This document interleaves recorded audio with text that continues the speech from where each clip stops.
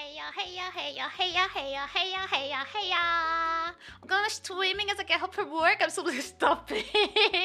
Hello, Karen. Hello, Twig. Hello, Ashter. Hello, Karen. I already said that. Hello, Konata. How you doing? Hello, Crystal. Hello, Fish. Hello, Karen. I don't know. I'm repeating in case I forget someone. How is everybody doing today? It's Tuesday. We're getting through this. We're getting through the week. It's happening. How is it going for everybody?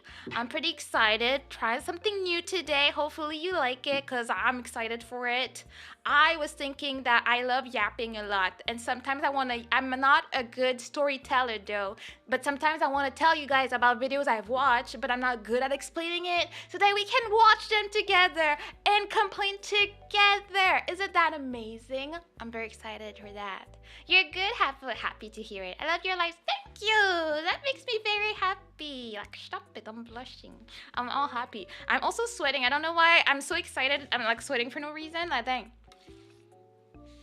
You're good, happy to hear it. How are you, Mana? I'm doing good. I am surviving. It's the second time that Aster's sick and I have nothing going on. I'm like, I guess I am made strong. Someone needs to be strong for the household out here, so I'm here, staying healthy, so I can support the household.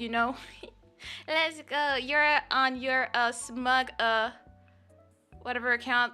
What are you talking about? What arc? Who? Smuggelana? Is that who you're talking about? Yeah, she's been in my recommendations a lot. She's entertaining. Wow, wow, I'm being strong for us. What are you complaining about? Like I'm being a good wifey out here, okay? It's Kyra. Hello, Kyra. How you doing? Hope you're not overworked. I hope you rest well. I hope you continue to draw and do all your cool stuff because you're amazing like that. How is everybody? I'm trying not to go into too much detail, but okay. So basically, the videos I want to watch. I randomly started getting recommended this channel like months ago, and it's basically people calling a therapist for their couple issues. And I find it very entertaining to watch, and sometimes I'm like, oh God, why would you think like that? But I kind of want to be able to talk about it with you guys. Okay, as I said, I'm not good at retelling the story, so we can go through it, and I want to get everybody's thoughts about it. What would you do? What do you think? Does it make sense? Do you understand the struggle? I want to know, like, there's also the financial ones. Maybe I'll dip into these at sometimes, but it's like, should I leave my wife if she's like accumulated $50,000 of debt behind my back? Like, I'm like, ooh, how'd she do that? I need to know, like, what the hell happened there, I did errands for 3 hours today. Oh, that's tiring. But you know what? You did it because you're awesome. That's pretty awesome. Yes, you should. What? There's nuance, okay? That's what we are going to be talking about today. Wondering, like, if there's any, like, black or white gray area type of thing, Good morning, Clarence. How you doing? How was your day? Or how is your day going so far, I guess? You're not built strong. You're built different because you're a freak. Wow, insulting me like that. See, I haven't felt this level of disrespect in my chat in a while. See, that's why I asked him was not coming to my streams anymore, because he was not there to, like, bully me like that. I'm sure he missed it. Ah, yes, what? Yes, people having issues and stuff like that. It's just like, wait, let me just put stuff in order, because I kind of want to see what's up. Anyways, that's pretty much it. That's what we're going to be doing today. I put a bunch in a queue. We'll see, like, how much we get through today. I don't have a plan. I don't have a timeline. I'll just need to last an hour. I don't know. I just want to have a little bit of fun with that and just, yap about other people's problems instead of looking at mine. That's what I'm talking about. I learned how to make Greek frappe from YouTube Shorts, and now I can't stop making it. I have never heard of that. Wait, before, I don't want to get too distracted, but I need to check that out. Greek frappe coffee is an iced coffee made using instant coffee, Nescafe, and water, but shaken to produce a foamy. That's so interesting. I've always known this as a dalgona coffee. I guess the Korean version. Yeah. So there's different names for it? Yeah, I've been doing that too. I saw it in a short and I did it for a few months, and then I was like, I'm tired, it's too much work.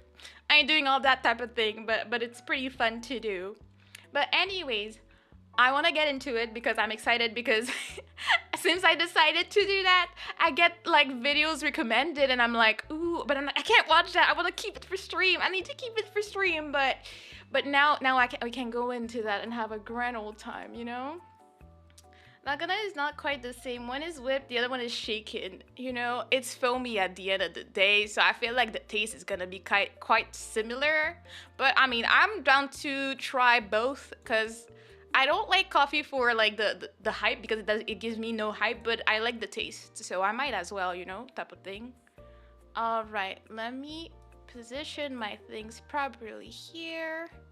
Hopefully things work. I tried to rearrange my freaking OBS that's been like trashing for me, but I guess Stephanie Sue moment. No, it's not her, but we might get into that at some point. I have had Stephanie Sue moments in my life, but it's a Dr. John Deloney show. That's it. I don't even remember his name, but like sometimes I just like listen to that throughout the day, and that's what I do. I love her so much. Yes, I love her too. Like I used to really listen to her true crime podcast. I was on it like every day, all day. That's all I listened to at work, and then I took a break. So now that means that I have a lot to watch again. So I'm pretty happy about it, you know. Anyways, let me do a little splishy. Hopefully everything is okay audio-wise. Wait, oh right, I moved things around, so this is not calibrated to the screen that I'm on right now. But if I do that, okay, that works. That's fine. That's fine. It's Kudo. Hello, Kudo. How you doing? How was your day? Are you driving or are you home? Important questions. We're about to watch some videos and see what people are doing and understand. I will still give you the title so you know what to expect, and then we'll see where that goes, you know, and judge people. Not really judge, but just wonder like if I was in that situation, what would I do? Is more what I want to do with these videos, you know. Just go, oh, hello, Jacob. How you doing? Welcome in. Wait, story time as in Thomas Sanders in 2025? I don't know who Thomas Sanders is, sadly, so I can't. But we will start with the first one. You ready for the title? Title is, My Coworker Flirted With Me, but he's married. We shall see what she has to say. I wonder what the argument is. Like, personally, if that was the case, that just means I'm moving away. Or is it in your head that he flirted and you think he's flirting, but it's not? Like, I need to know, you know? We're learning what would Mana do. Yes, that will be the name of the series. What would Mana do? Oh god, that's loud for me. Hopefully it's not too loud for you guys. Do let me know. Okay, Dr. John, I am trying to get over a married male coworker. Run. I set Run. boundaries There with we go. him. Dr. John, it's these emotions. I don't know how to get past my emotions, my feelings. Like, I feel like I broke up with somebody. You did. I don't know how to get past these emotions, and I need help with that. You did break up with somebody. All right. So, at least we all agree that you shouldn't do that. Okay, it's like I read an AITA thing. Yeah, basically, but it's just people calling a doctor or a therapist to be like, what should I do about this situation? Well, now we know that the first thing is you get out of this. You get out of this situation. This is not the way to go about it. I did. Yeah. Tell me about what happened. Let's see. Okay. Well, back in the spring last year, 2024, I started a new job. Awesome, great opportunity. Opportunities About 3 to weeks date into people. this job, I declared an office crush. It was a guy that when I first saw him, I thought he was handsome, and then sitting in meetings with him, he's witty, he's funny. I just, innocently, he's going to be my office crush. Didn't think anything else People of it. do that? But by They just choose people in the office to be a crush? Have I ever done that? I don't think so. I think, sadly for me, anytime I've been in an office, there was never any option, so I didn't even get to want to be like, oh, this guy is cute at work, maybe. There was never that. I was always the youngest. It was like, oh man, and we're going back to their families. So I missed out on this situation. Some people do, apparently. I started noticing that I was getting attention from him. And then flirting started. And I was enjoying it, loving it. But then autumn starts creeping in. I'm like, this feels like an emotional affair waiting to happen. Yep. Well, did she know he And was so married then? in October, I shut it down. I went into his office, and I had two reasons for shutting it down. I only gave him one reason. I said, hey, I'm concerned that the way we banter, our flirting in the office is going to backfire on me. Now, I only mentioned that I was concerned about my job, that it's going to impact me and my job because, hey, I'm the new employee. I'm the female in the situation. He's over I didn't think about the job He's part. the married guy. Women typically lose in this situation. Always. But what I didn't tell him was that I was also concerned. I don't know that I would say women always lose in this situation. I feel like a lot of if you cheat, everybody's gonna lose. I don't know that it's gonna be like, oh yeah, the woman came into the problem. I always am so annoyed when people are like, oh, my husband cheated on me. It's all the woman's fault. I'm like, what do you mean? It's your husband. He went behind your back.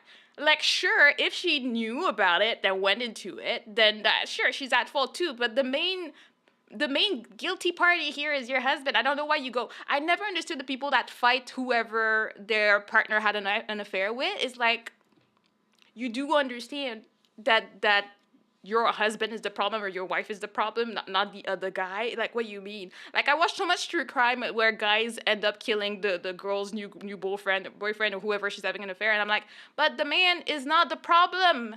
It was your girlfriend that was cheating on you. Like, I don't understand how that works, but apparently that's a thing. That I was going to get emotionally attached to him and fall for him romantically. Well, Dr. John, I think I waited too late to set the boundary because after I set that boundary, I have been literally crawling across the floor in tears. I've missed work. But you were not even dating I'm yet. even skipping the department Christmas party next week because I don't want to take a chance on seeing him with his wife. Like, I have been struggling and just, I have great friends. I have a therapist. I even have a sponsor in a 12-step program. And it's just, I could be sitting at my desk and he walks by and my heart skips a beat. I don't know what to do with that. How? I find it interesting. They were not dating. So I'm like, I'm wondering why there's such an impact on her from a flirtatious situation. Sure, I can understand that feelings probably grew over time just from talking with someone, but like, how did that turn into I'm depressed and I can't stand to see him with another woman? Also, I want to know, what did he say? Did he say, yeah, I'm flirting with you, I shouldn't, I understand, you're right, I'm gonna go back to being, faithful to my wife? Even though I would not be trusting that man too much personally. Like, if that man's like flirting with coworkers, I'd be like, you might not be the only one as well, So she's a recovering addict alcoholic. She probably got a bit of an addictive personality. Oh, yeah, that does make sense. I didn't know what the 12-step program is. Yeah, I guess people get attached really easily, too. I guess I'm just, like, a cold-hearted person. I don't do that like that. Even though, like, I've had situations. Like, I've had one situation like that in my life where I really, really liked a guy. And, like, he was kind of flirting with me. I was kind of flirting with him. Like, I was like, I was young. I was like, first time I have like someone that seems interested. All of that to eventually learn that he's had a girlfriend for 5 years and they're not being public with it. It was a really weird situation, but I felt so betrayed. I'm like, but I thought we had something going on. Like, I thought it was like a little cute thing, and everybody else thought, like in our friend circle, thought that we were like, flirting and all that. And like, I even had a dude that was jealous about it. All this for you to have a girlfriend and act like it's normal. I'm just like, like, what do you mean? Like, what do you mean? Like, you could just not, okay? So at the same time, I get it. And in my case, it's weird. Instead of being heartbroken, I was actually angry. I wasn't like, oh, yes, I liked him, but at some point I was like, how dare you not tell me that you had a girlfriend and let me act like that with you, like, being flirty, like, touching his hair and all that, when you have a girlfriend. And then the thing is, I won't get into too much detail, but I also got to know the girlfriend before I knew she was a girlfriend. So at some point he introduced us to his friends, and she was part of them and whatever. And then we were still all flirty and stuff around her. until one day I connected the dots and I figured out, like, because I heard he had a girlfriend. I'm like, what is he talking about? And then by talking, I figured out, and I'm like, is she your girlfriend? And he admitted it. And I'm like, so you were letting me being so flirty around you, knowing that she was there watching for what? I'm like, what was that even about? And I'm still angry when I think about the situation. Like, what was that even? And I don't want to know what they're up to today, type of thing, you know.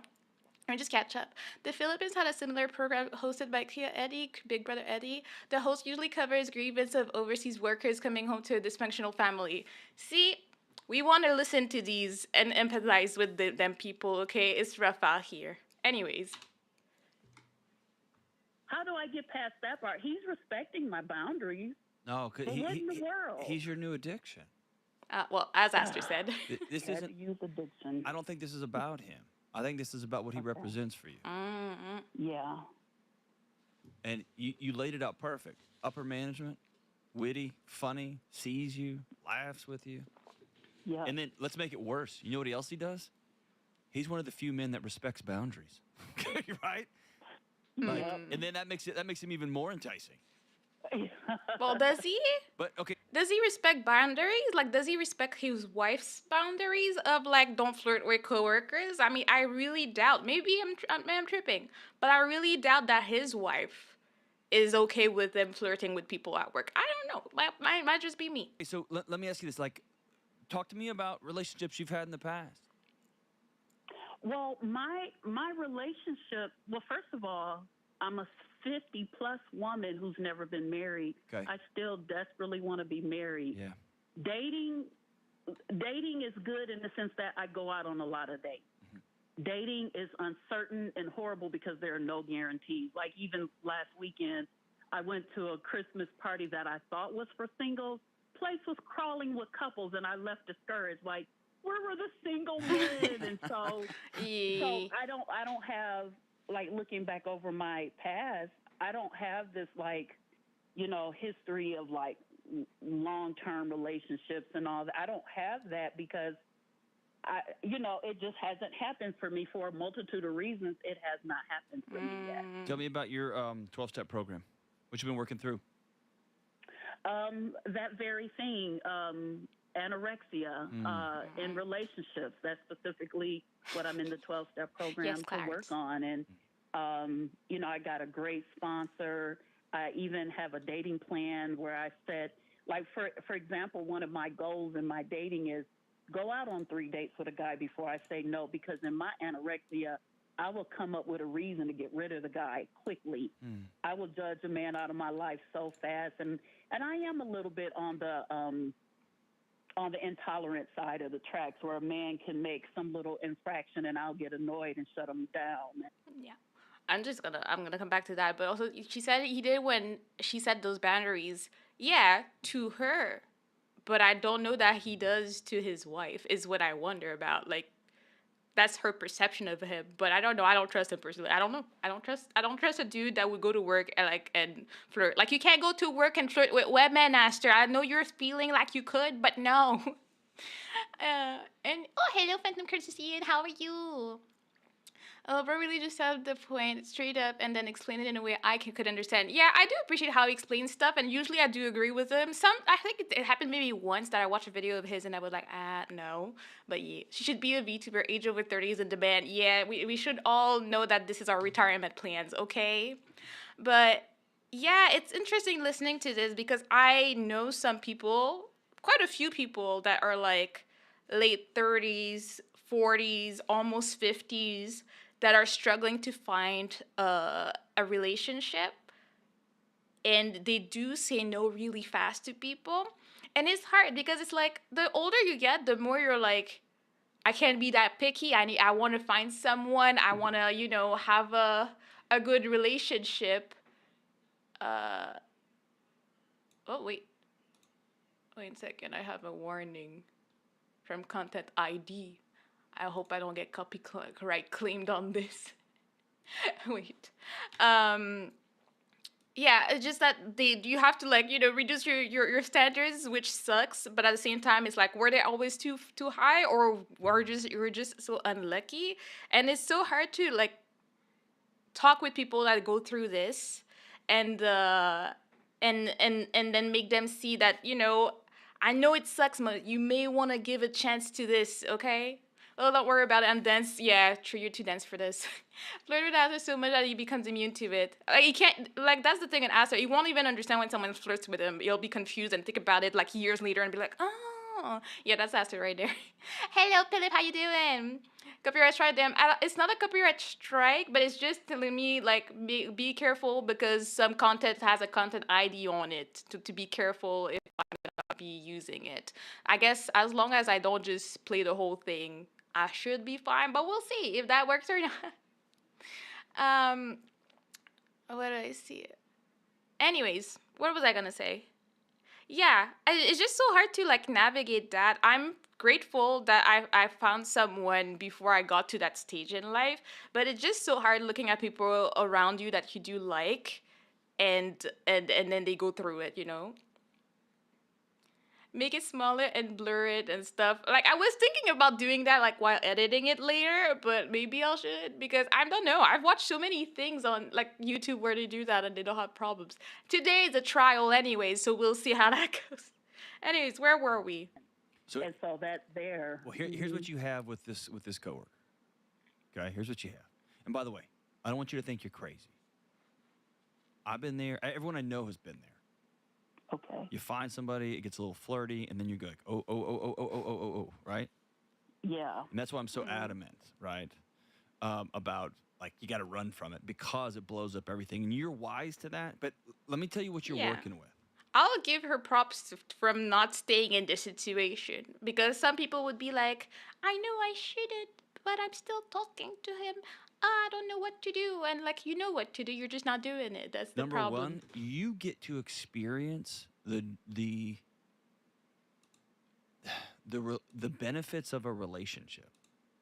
I'm assuming y'all haven't slept together. So besides sex Right. and intimacy, you're getting the winks across the table, the little inside jokes, you're getting the laughter, you're getting the bump up against you, right? Or if he hands you Yep. trash, you like the way his hands feel when they just barely brush your hand. Like those little things. Yes.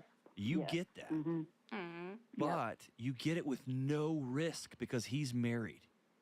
Yep. Some other woman is washing his underwear.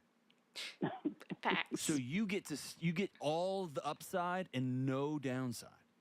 You get no little hairs around the sink.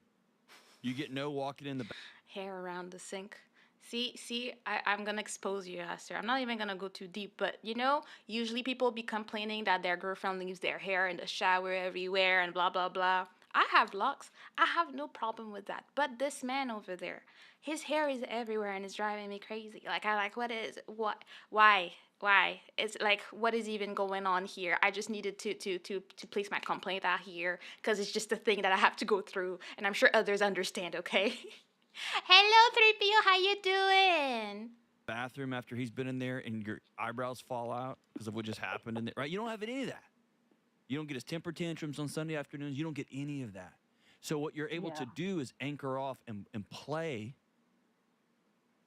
Right. but you don't have any of, you're only playing with one side of the coin, right? So Wait, I don't want to catch up. In my family, ages 14 to 20 is when you find a partner, and 21 to 23 is when you marry them. I'm 27 and single, so they believe it's over for me at 27.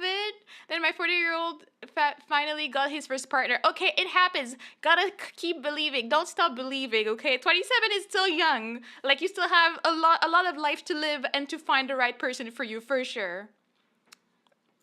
She says that, but she likes my long hair anyway. Yes, I do, and I will complain about it. It's a fantasy. Yeah. And because there's no downside, there is downsides if you keep this thing going, but I mean, you don't have any of the other side of a relationship. It feels, the feelings are overwhelming. I didn't think you had a 40-year-old son. I figured out it was another family member. It's fine, Because Clarence. there's no tempering the other side of the teeter-totter. It's all good. Now, let me That tell makes you the sense. other thing that I think you're playing with here, and this is something that I Okay. hope is really encouraging for you. Hmm. You haven't given this person two or three interactions and you blow them off True. because you work together. You've been probably been annoyed and probably been like, oh gosh, here he goes again.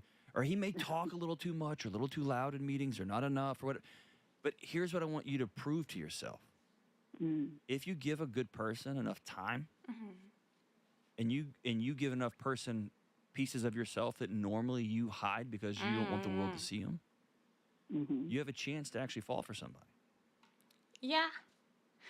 It's so crazy how I wish I could say that to other people because I feel like the older the people get, the harder it is for them to see that as a fact and be like, yeah, I could, you know, if I just let go of my wants and like my dreams, it will probably happen. But at the same time, like they've heard it for so long that it's like they don't want to hear it anymore. They just want to have that person. They don't want to have to be like, just pretend like you don't want someone and then someone will show up and stuff. Sure, it can happen, but honestly, I don't think that it happens for absolutely everyone anyways. Like it's just it will happen that way for some people and not for others, and we kind of have to accept that in a way, you know?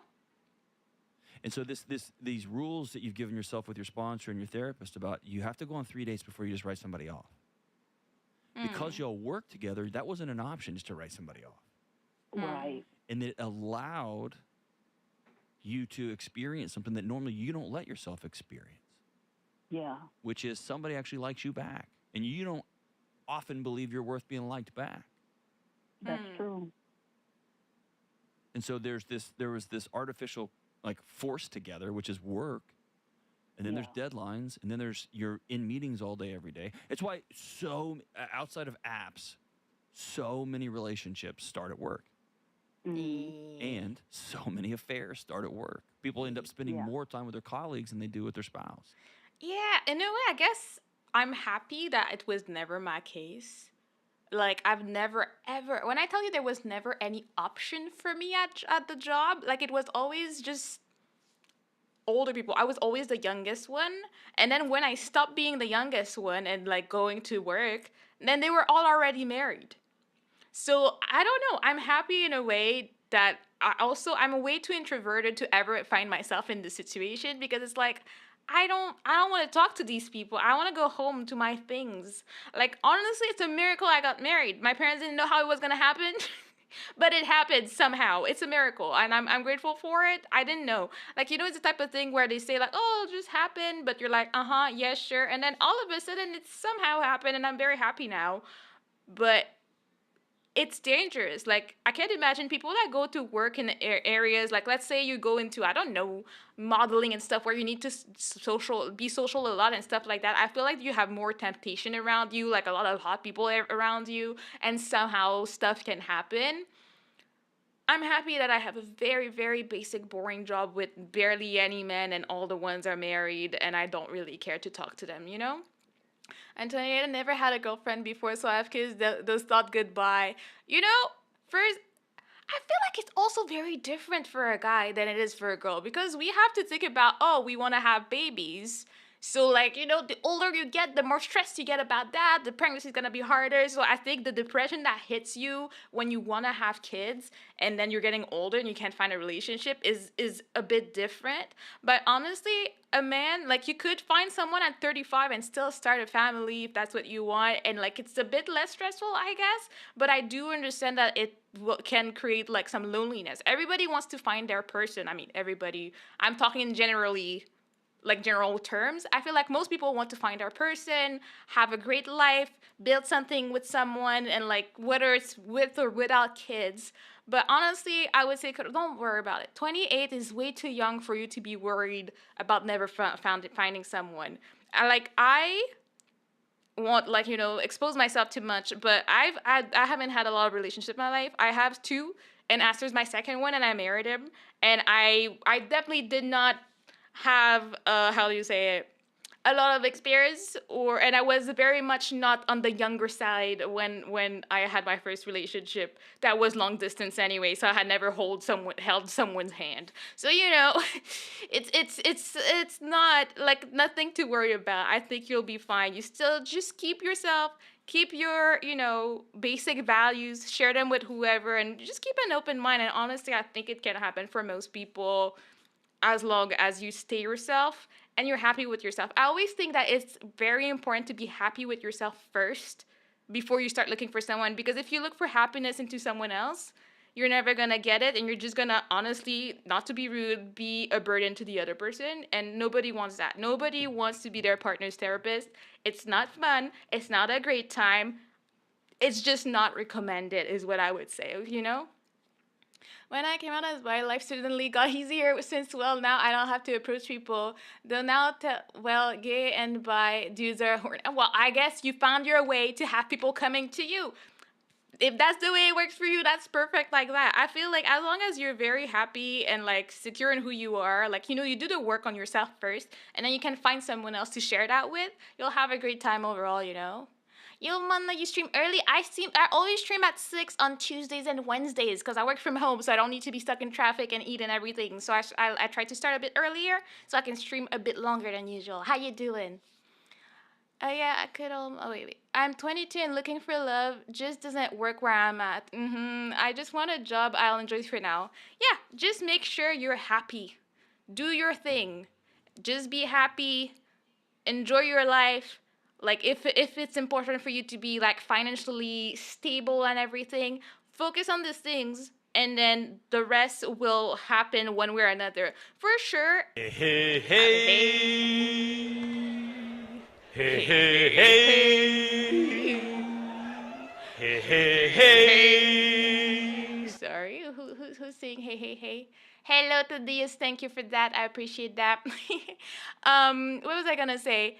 Yeah, for sure you don't want to be too focused on something that you let go of opportunities. Like you can't be like, I'm too focused on my finances and building wealth. So if a girl comes at you, you're like, no, no, I cannot look your way. But you want to focus on what's important, make yourself the best version of yourself, and then you can have someone come along and make it even better. That's what you want. Okay.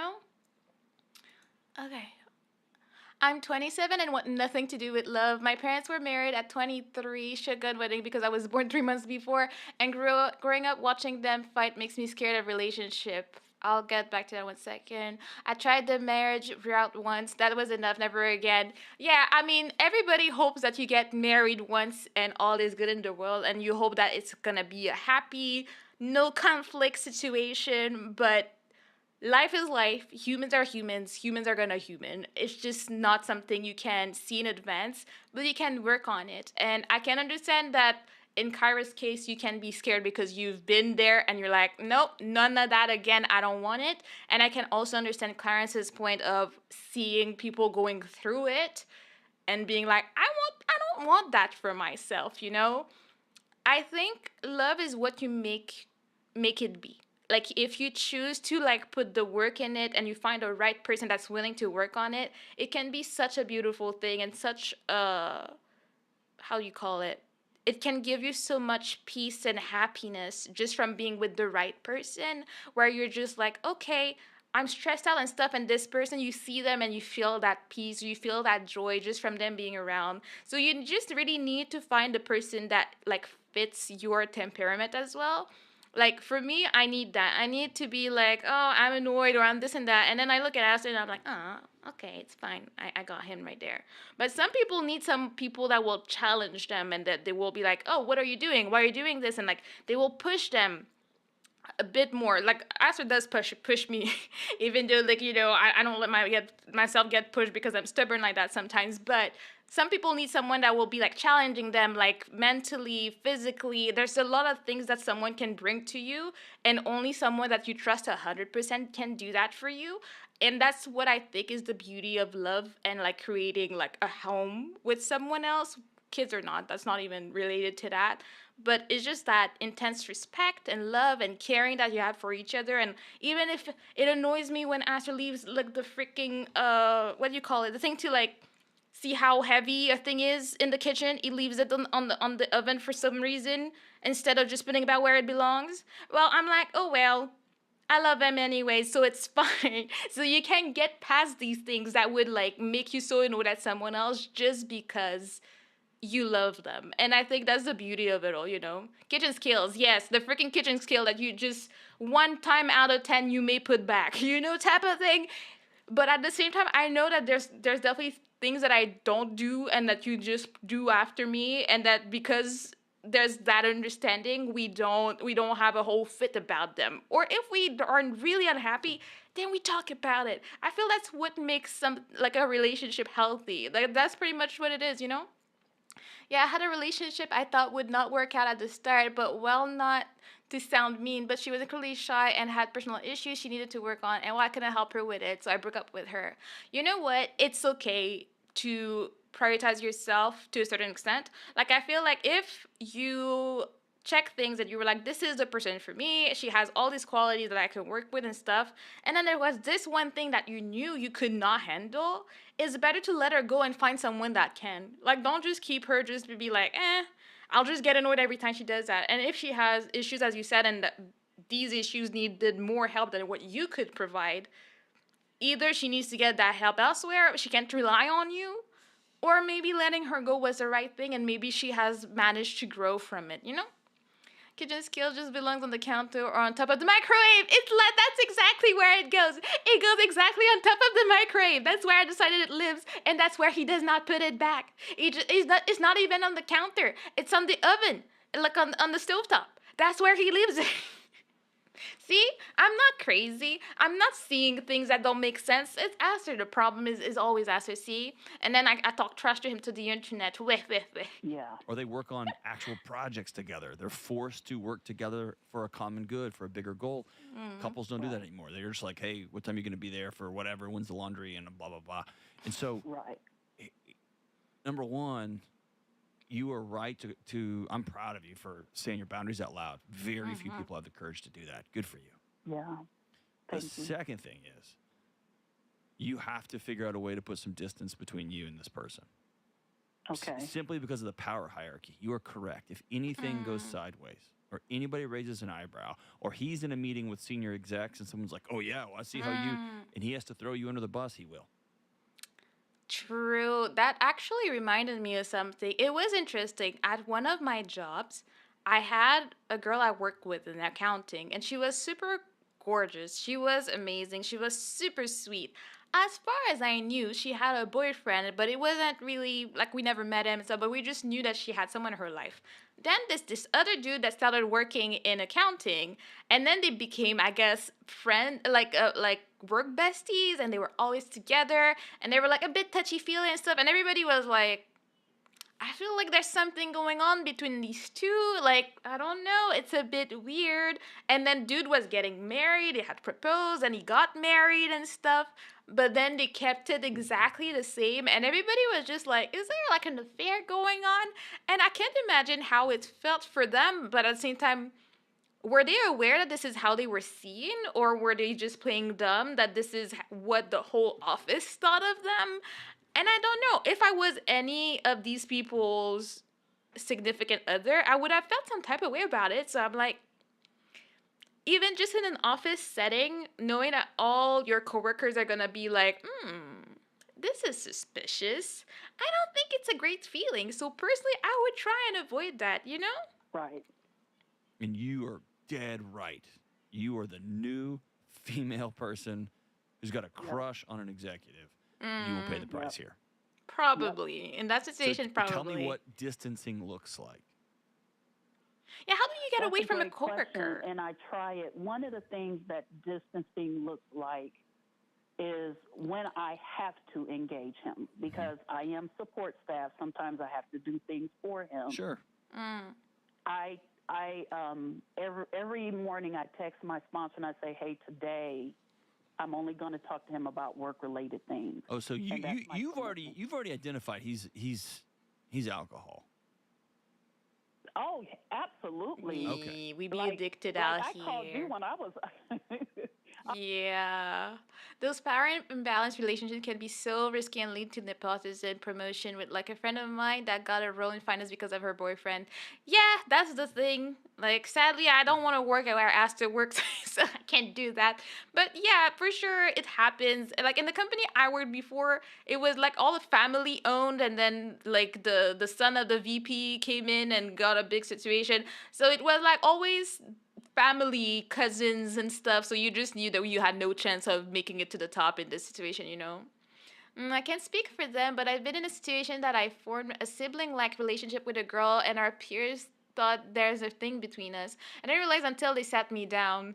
Yeah, I'm sure, I'm 100% sure that it does happen for some people to not realize that they're looking suspicious because I do believe in friendship with between a guy and a girl. I know it's controversial out here these days on the internet. I think it can happen, but I don't think that this is a usual thing. I feel like no matter what, most of the time one of the two will be like, well, but I mean, if they asked me to date, I would.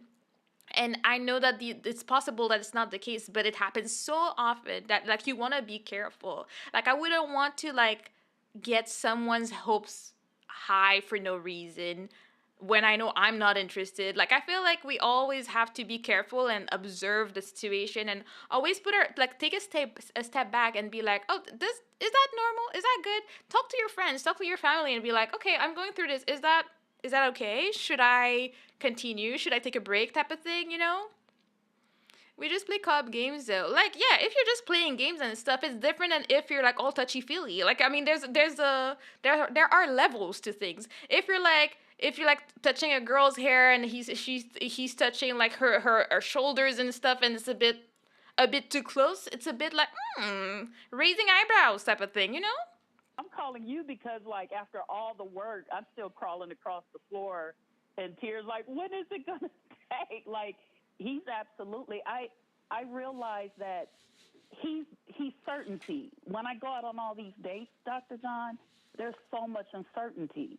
But He's there's Yeah. certainty in going to work every day and knowing this guy is gonna do whatever he does. There's certainty in that. So absolutely, I know he is my drug. He's definitely, and I'm An hating it. obsession. I'm hating it because I thought when I set my boundary back in October, I could just turn and walk out of his office and be done, and that just hasn't been the case. And I just Mm-hmm. don't know what to do with these emotions and these feelings. And when he's casually walking around the office talking about how much he adores his wife and Bruh. that knife that turns in my heart, I don't. Why is he doing all that but he was flirting with you? That's why I don't trust this man. I don't know this man, but he can't be coming into the office talking about how much he loves his wife and everything while he was flirting with you. Because if he agreed and stopped, that means that he agrees that this was happening. So why was that even happening? Like, I don't understand. Morning tea time gossip. Yeah, I forgot my tea. Thank you for the reminder. Yes, we were watching relationship advice. The title of this one was, what was it? Uh, wait, what is this? My coworker flirted with me, but he's married. That's the one we're currently watching right now. And honestly, that coworker sounds weird, and she's good for like identifying it and cutting it. But it's like, okay, but I now it feels like he's doing this on purpose. Why is he talking about his wife in the office everywhere? Like, and I wonder, like, did nobody else notice he was flirting with her? Like, what do you mean? I've luckily never had a relationship through work or even been speculated about being in one with a coworker. The con with this is, well, the reason is because I've almost always been there, the youngest one. Yeah, same. I've always been young. Like they were always like in their 40s, 50s when I was like 19 when I started working. So it was like there was no way. Even though I had a real creep that was 42 that tried to woo me, riz me up, and kiss my neck and traumatize me. But what happens to all of us, I guess. Yeah, trauma. Um, he doesn't sound like a good person. I don't think so. Maybe from his perspective, he wasn't flirting, but when she said we need to stop, he stepped back. Maybe if we want to give him the benefit of the doubt. But I wonder. I wonder. Like that's why I would have liked if she shared some examples of the flirting to see like was it actual flirting or was it all in her head. But if I take her word for it, then I don't trust this guy. If we give him the benefit of the doubt, maybe it wasn't that. But like, was he talking about his wife and stuff like that in the office before she told him like, nah, let's not do this? I wonder because that changes things too. By the way, was it really savage that he's flirting and feeling with manipulative me who likes to chase that thrill? But other times, the man could actually flirt because he's bad at social cues. Yeah, that's the thing. We didn't get examples. I wanted her to tell us what was the flirting like what was going on. But I don't know. Yeah, that happened to my sister at her part time at a hotel though with a creepy guest. She was 16. Yeah, no, there's creeps everywhere. We've most of us have encountered them. Sadly, you know. I don't know what to do with that stuff. Mm. That's the stuff I'm struggling over. Is this a good long-term place for you professionally? And the Yes, reason I'm asking, absolutely. I wouldn't say that for most people because of your history with addiction and because of your willingness to work through it. In some ways, this is like you going to work at a bar, True. Yeah. right? And it's True. That sounds about right. Like she has a problem, and maybe she is the problem after all. But it doesn't look like a good situation. But if it's a good job, you don't quit a job because you had a crush on a coworker. You know that's not how it works. I'm kind of dumb, and sometimes I didn't realize I was flirting with another woman till I told my wife about it, and that's why I just don't talk to women. You know what? Honestly, as sad as it may sound, it might keep you safe because maybe that other woman is like, oh my god, he's talking to me, and like developing feelings and getting you in a situation you never wanted. So, you know, some people always say, like, was it Ninja that said, I never talk to a woman if my wife's not with me? It's not a controlling situation, it's just staying safe. Like, just in this day and age, just protect yourself out here. Like, maybe you're just dense like Esther, and you don't know when people are flirting with you, and then you're flirting back without realizing, type of thing, you know. Not me, I mean, man, I'm a good beat. I mean, it's not man, it's like bad people. Bad men are bad men. There's nothing you can do about that, you know? Some women think staring at you is flirting, so it's really hard to draw the line on that thing. Yeah, it's like all the gym girlies that are like, oh my god, he's staring at my butt, and you're like, he wasn't. He was doing his reps over there. Like, calm down. Like, I know you think you're hot, but it's not. You're not all that. Okay, people have a life. so I'm certainly not saying you need to run. I'm just asking you, this is a good place for you professionally? It's a great place for me professionally, but it's interesting that you said that because a couple of weeks ago, my boss doesn't know all the details. She doesn't. She only knows I had a difficult conversation with this man. She doesn't know that the days I miss work is because of him. She doesn't know that stuff. It's not because of him. Tell me about missing work because of him. Yeah, like, what is that about? It feels heavy. It feels overdramatic. Tell me Yeah. about that. It is because being in his presence is tough. I don't because Some of him. days being around him is tough. So the next day I stay home. That feels like a lot. Yeah. Yeah. What is it about his presence that forces you to miss work? Because I feel like you're giving this a lot of power. Like this is a plant that you went out and you pulled it out. It was starting to grow roots, and you pulled it out, and you told him, "Hey, I'm pulling this plant out." But then you went and you go back and you water it. Like I guess that's what I was wondering in the beginning. Like I was like, yeah, like I've had a crush on someone, didn't work out.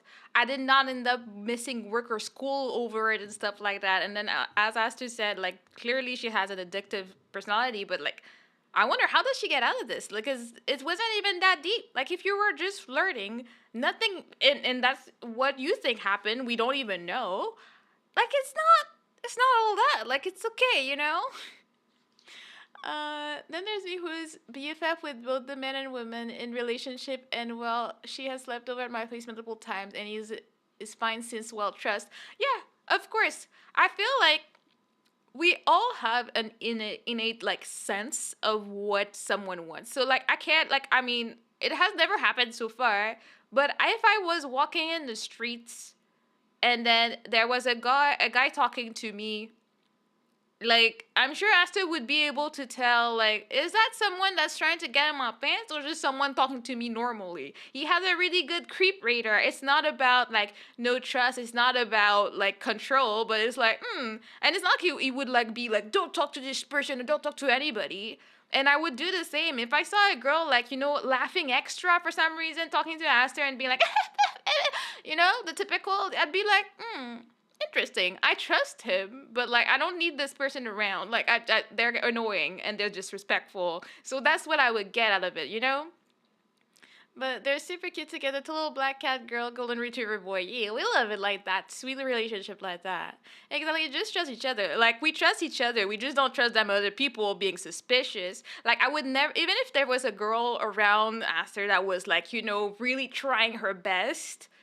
I wouldn't do much about it because I would trust that Aster would shut it down and be like, bro, like, obviously I'm married. Can you not? I don't need to get involved. I don't need to say anything because I know that he wouldn't just entertain it. Again, he's too dense for this. But, like, same on my side. If there was a guy coming my way and I'd be like, I can feel that he has feelings, let me put a little bit of a wall, like a separation here, and if he can't take it, when we just cut it off, just out of respect. That's respect in your relationship. It's not the other one being controlling. Bro, I'm oblivious. Yes, you are. I had a mean chihuahua energy in high school because I got teased one too many times about having a crush on someone. I thought being mean would keep them off my back. Well, especially in high school, we may not have figured out the best course of action, which is usually ignoring people. Like, mind your own business and you will feel better. You realize that nothing really matters as you get older, and, like, people talking trash about you means nothing. It will not affect your life 99% of the time. Let them talk. Like, I had a bunch of rumors on me when I was in high school that I was gay because everybody was gay in my high school. I'm not saying that just to say that. It was a girls' school, and a lot of people had that time where everybody was dating everybody, and for some reason they thought I was dating my friend too, and I was like, no, I'm not. I always knew I was straight. At least in my case, I never wondered. It was always very clear for me. But people like to start up rumor about me for some reason. I didn't even talk to people in high school, so I don't even know how that happened, why I was a subject of discussion. But apparently I was, so I just didn't care. And then I moved on. And I was like, yeah, you guys can do your own thing. I'm gonna do my own thing. Instead of saying like, so let me say this, like, so if you have anxiousness, if your body identifies the situation as anxious, the way to heal from that is right through it. Okay. Right. So the nerd word is exposure, right? There's a specific exposure therapy. So depending on, like, obviously work with the professionals that you're working with, but my goodness, if I felt like I had this crush and I had to interact with somebody and my heart just swelled up, I'm for sure going to go to work the next day. Because I'm going to teach my body that I can do the next right thing. I can feel my feelings, and I'm going to go do the next right thing. And let's make no mistake. If you are in the presence of a strong, handsome, funny, powerful man, I don't care if you've been married for 50 years, if you've been married for 10 years, you've never been married. You should feel lifted up. True. If you're in the presence of a beautiful woman, 28 years old, 58 years old, it should lift your spirits, period. And yeah, I agree with that. Wait, is it laggy for other people? I'm gonna check stuff. It's not. I'm not losing frames right now. But let me catch up. This may sound bad, but mean short people just look cute. Though obviously, I don't try to flirt with them. Yeah, there's a thing about like short people being adorable. I swear I'm not. I'm not short. I'm really tall. I'm 6'7". A girls' school filled with gay? Bro, the teen flick manga premise is real. Oh my god, if only... Sometimes I think about all the high school stories. I was not really involved, but yeah, there was a lot of making out in front of me when I was in high school. They would just like come see each other during break between classes, sit on each other's lap and make out, and it's like, okay, but can you guys get a room? I don't know. I didn't need that in front of me on my desk. Like, I don't... It's fine. I think it's my net problem. Okay, no worries then. Hopefully it gets better. Time for me, no lag. But yeah, high school days were interesting to say the least. Anyone who's like, no, it's what happens next. Is that something that you meditate on, that you give power to over your life? Or is it A something that few you... weeks ago, Go ahead. I would say a few weeks ago I did, and a friend and program called me on it. I will tell you, I haven't missed work in the last few weeks. This was Good. like the first few weeks after I confronted him. Those first few weeks I was missing work. Lately, I have not. I am doing better Good. with that, but I definitely hear your point. And like I said, a friend and program called me out on it. Like, hey, I think you're giving this a lot of power. I think you're feeding this. Good Here are friends. some Good to things have you good should do friends around differently. you. Amen. So, And I started doing it. I think the important path is to feel it. Okay. Oh, he's there. I have that feeling again. And that's my... And I'll be the first to admit I don't like uncomfortable feelings, which is why I called this show. Yeah, well, and so I don't want to Don't think anybody likes I'll be that. the first to tell you, the only way to deal with uncomfortable feelings is to go right through them. Yeah. And there is times when I'm not good at, like, I'm an old man now. Like, I don't know. That doesn't have the same allure for me in that situation, but I've got other feelings about other things. I get pretty emotional about things, can be irrational about things. And that's where I've got to have friends and community members. And in your case, Like, I don't have friends, but I have good family. So, I try to keep and hold on to that, Oh, hello, Genshin. How you doing?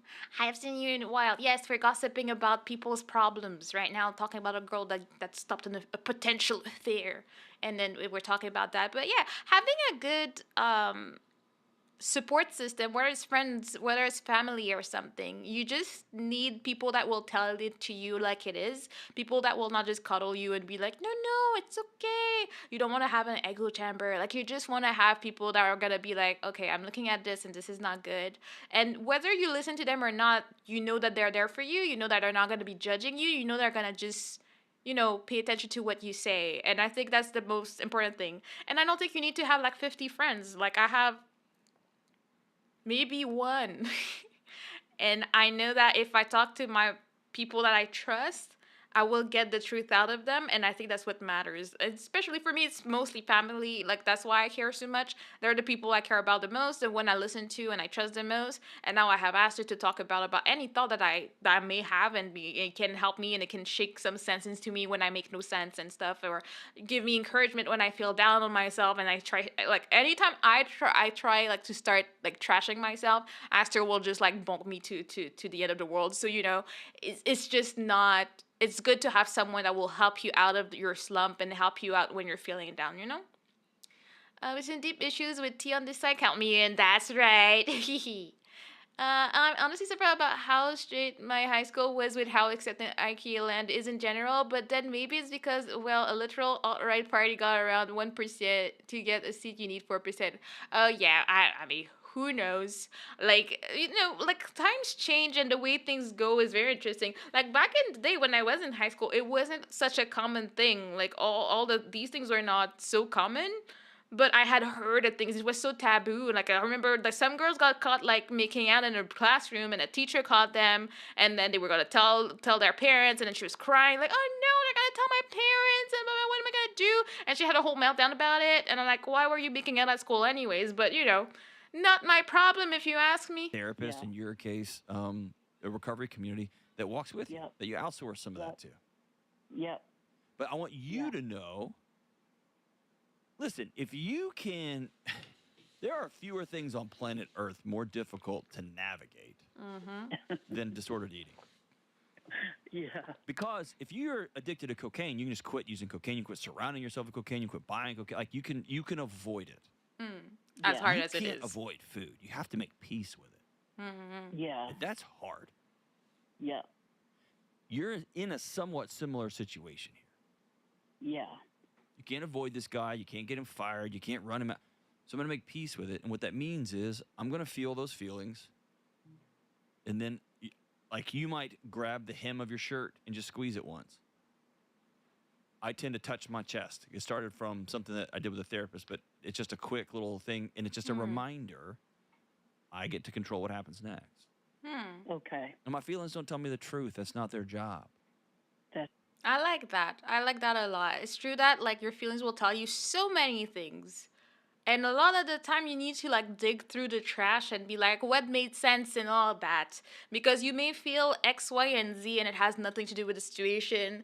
Like, like when you get a text message from someone and you can't like figure out, like, oh, did they mean it that way? Or is that what they were trying to convey? And then you start panicking over it, where you could just, be like, calm down for a second and just ask them what they meant. Like, don't go and have a whole meltdown before you figure it out. And if it's actually true, then at least check with the facts. Okay, you have the facts. She said I'm trash, and then you can feel your feelings about it. But if you're not sure and stuff like that, don't let yourself like just in a spiral of like, oh my god.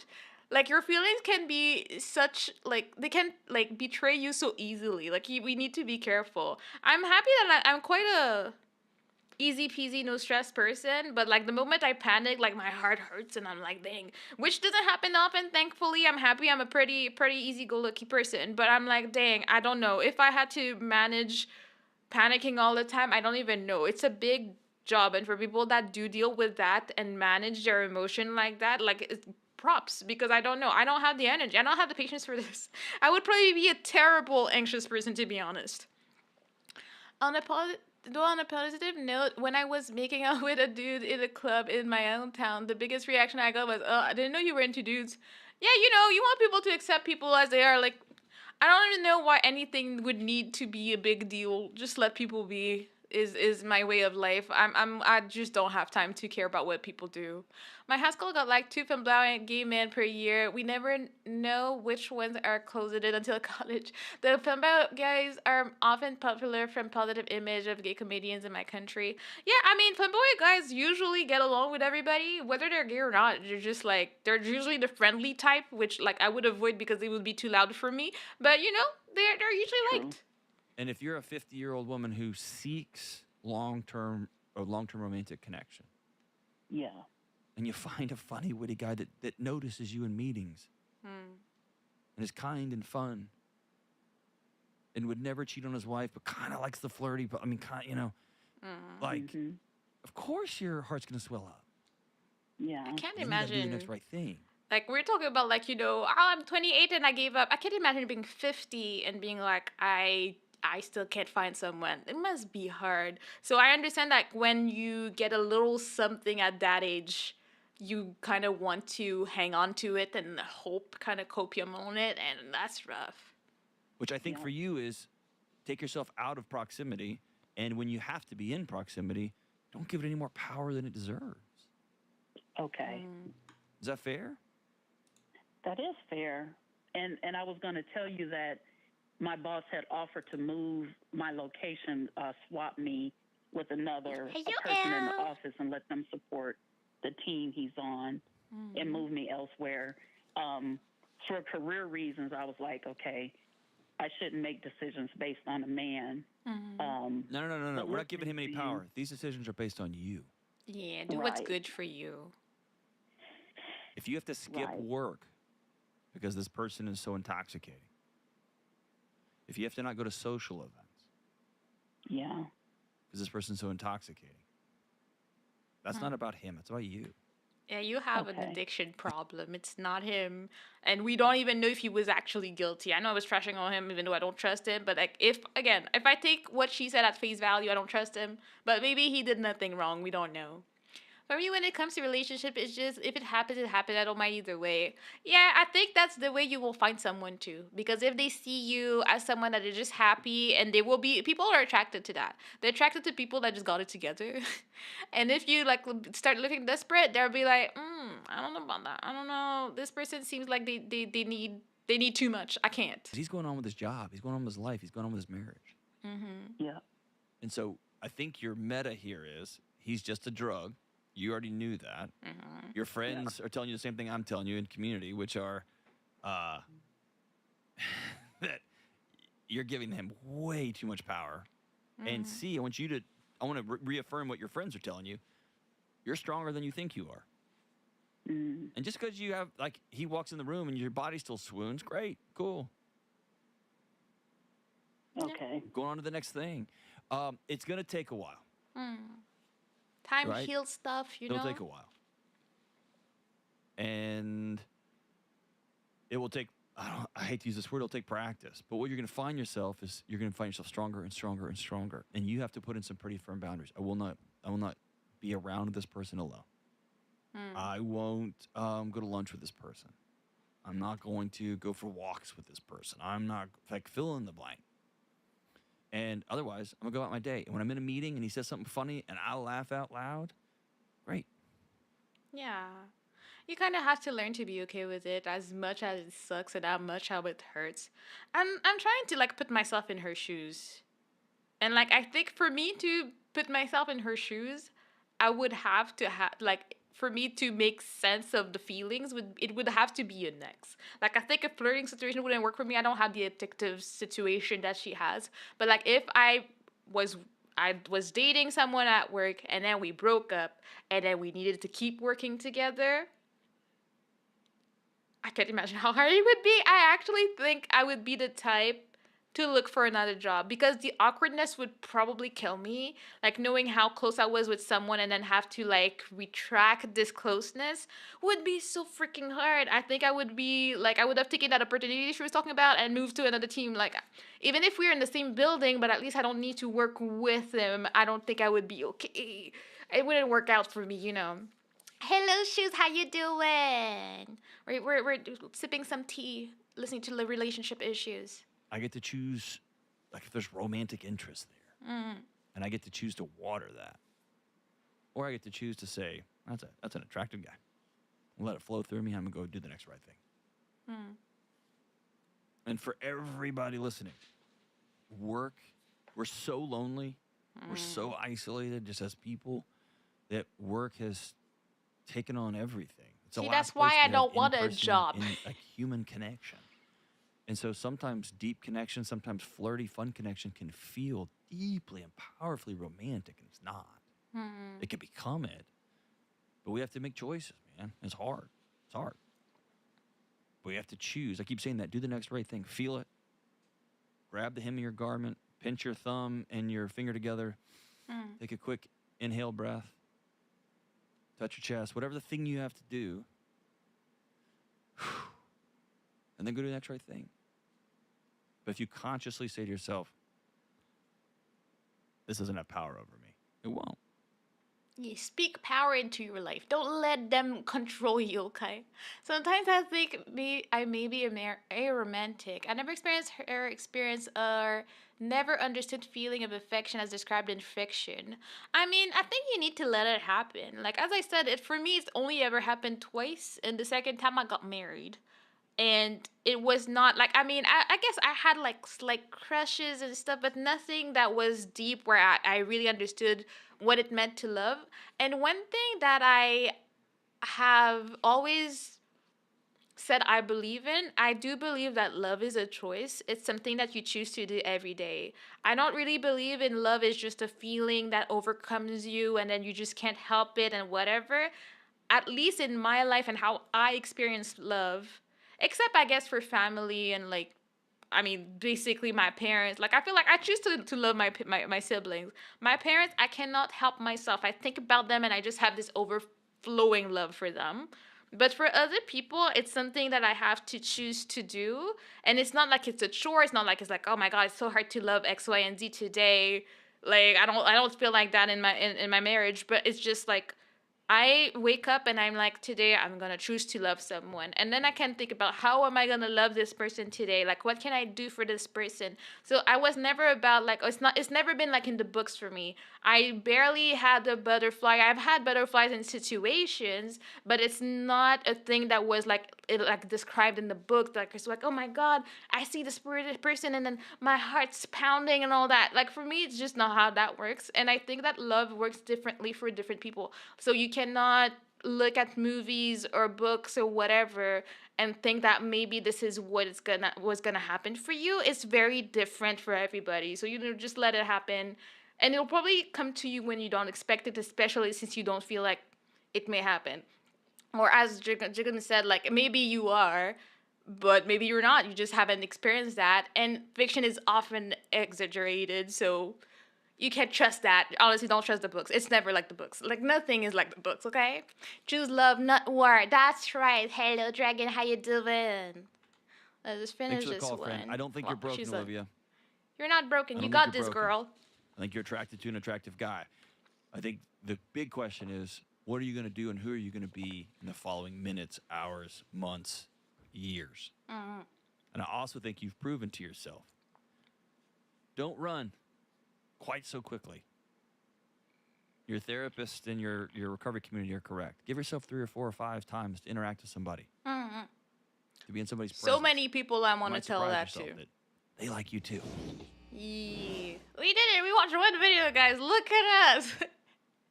Look at us. We did it. One first video watch. Why is it restarting the same one? I guess. Wait. Oh, that's another one. It's just a similar title. Okay. Maybe we'll watch a different type so we can have a. I want to have a guy on a call and see how that goes. You know, I want to. Let me just go prepare that. This guy sounds like he gives some solid advice. Honestly, I do like his videos, and most of the time, as I said, I think I found myself disagreeing with him maybe once or twice since I've been watching his videos, and I'm like, most of the time I agree, like what he says makes sense, so I do like watching them. Love is where, love is where, love is why. Yay. So this one, the title really intrigued me because it says, I told my wife no. Now she wants a divorce. I'm like, okay, but what do you say no about? And I'm like trying to see like who's in the wrong right now because I don't know. I don't understand what happened, and I need to know. So we can figure that one out together. You know.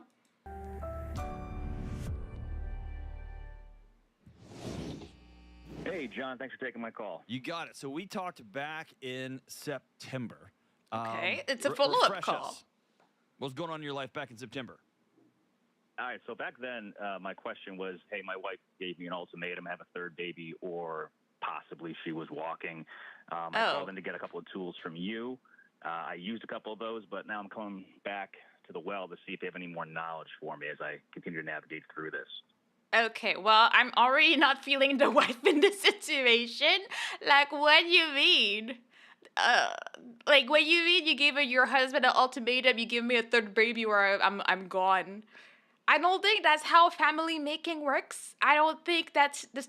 Like, I mean, I don't know what the guy's reasons are for not wanting a third child, but I don't think I would ever be like, yeah, I want X amount of kids, and if you don't give them to me, well, bye. Like, what, you're gonna go get a new husband? Like, what's your plan here? Like, what? I don't know about that one. I don't know. This could be so creepy, but also maybe fair. Maybe so far not sounding too fair to the guy. If I'm being honest right now, the ads on YouTube is suggesting I miss snippet ads. Yeah, the old days of YouTube ads. I'm happy I've been freed from this suffering. so were my recommendations not great? It's okay if they weren't. Well, no, you're fantastic, but I find myself in kind of another odd predicament with her, but I'll unpack it however you think would be most useful to you. Tell me about today's call. What's going on? Someone who gives into an ultimatum has already failed. They just won't admit it, generally speaking. Who gives into or gives an ultimatum? Because I feel like it depends on what the ultimatum is. Like, if it's like, let's say, oh, I give you an ultimatum if you don't stop talking to this person you've been flirting with for months, like, I can't continue like that. I feel like you should give in and respect your marriage. But, like, I feel like this is a bit different, you know. Why not both? Like, I feel like it depends on the situation, basically. I feel like there are some ultimatums that make sense when it will save, like, a marriage or something. This one I would not say is when that makes sense. I don't think you can just give someone an ultimatum into having a child. Like, that's a big decision, you know. I do know of people thinking having kids is like adopting another dog. Yeah, either way, it's an expensive decision that the provider should have equal say. It's not even just financial. Like, you are creating another life that you have to take care of and, like, nurture and help grow and make happy and make sure you put them before you. And, like, and then you have to think about the financial side of this. Like, having a child is not an easy peasy, you just decide to have a child tomorrow and it's fine, you know? Being firm is different. Yeah. I guess, like, I don't know. I'm not into ultimatums, which makes me think about that freaking show on Netflix, The Ultimatum. You marry me or I break up. Honestly, okay, well, I break up. It is what it is, okay? only see where I see this not being black and white. What what's the only way you don't see it being black and white? So the main point was we got to a point in that discussion over the third baby, which is really a proxy battle for me kind of capitulating to anything that she wants and her going nuclear, so to speak, if she didn't get what she wants. We got to the end of that, and it came to that sort of lights up conversation that we had. And I said, listen, however we got here, the important thing is that I think we try to build something new. So I kind of established I wanted to build something new. I wanted to put away all of the insecurities, all the issues we had, kind of put those down and just start something new. And she never really said if she was in or out. She was very upset in that moment, obviously. But then a couple of days went by where she was sad. And since then, she's been normal-ish, but not affectionate. So it's almost like she's in, but she doesn't want to say she's in because she's still kind of punishing me because she'll never forgive me. And I don't know how to re-engage it and say, hey, 3 months ago, we had this weird conversation about whether you're going to leave or not. Never really. Wait, I just want to catch up. The way I see this being not black and white is the first two babies are from other women, like not her children. Otherwise, she whatever she's on, she's stripping. Yeah. Oh yeah, another life. My mom keep begging me for a grandchild, even if I say I don't need to marry or keep the woman just custody, bro. Then I show her our deaths and how cruel to bring life into this. I feel like if you want to have babies, you have to plan for it. Like, I don't judge people that don't, but I feel like you're just making it harder for yourself and the child and everybody involved that needs to help you with the child. Just plan around. Right now, I want to have kids. Can I afford it? I can live, but I'm not in the best situation for it. So I'm just gonna prepare a life for my child in advance. That's what I want to do. That sounds so wrong. Yeah, it's not. That's not a thing. And you just have a baby. Like I know someone that was like, I don't need a husband. I just want a child, and she went and had her baby, and then the child just doesn't have a father because he has a whole other wife. The day my the person was born, like the child was born, the man was getting married in this country. Like she was like, I just want to have a child. I don't know that I'll find someone. So, but I'm like, you're doing a disservice to the child as well. Like it's. Having a baby like that doesn't seem to be the best idea in my mind, Shut if you're leaving. So it's kind of walking on this anxious eggshells all the time. Like, are you just going to leave or what's going on? So what has stopped you from sitting down and having, I wouldn't have been able to sleep for 3 months with a looming potential, separation.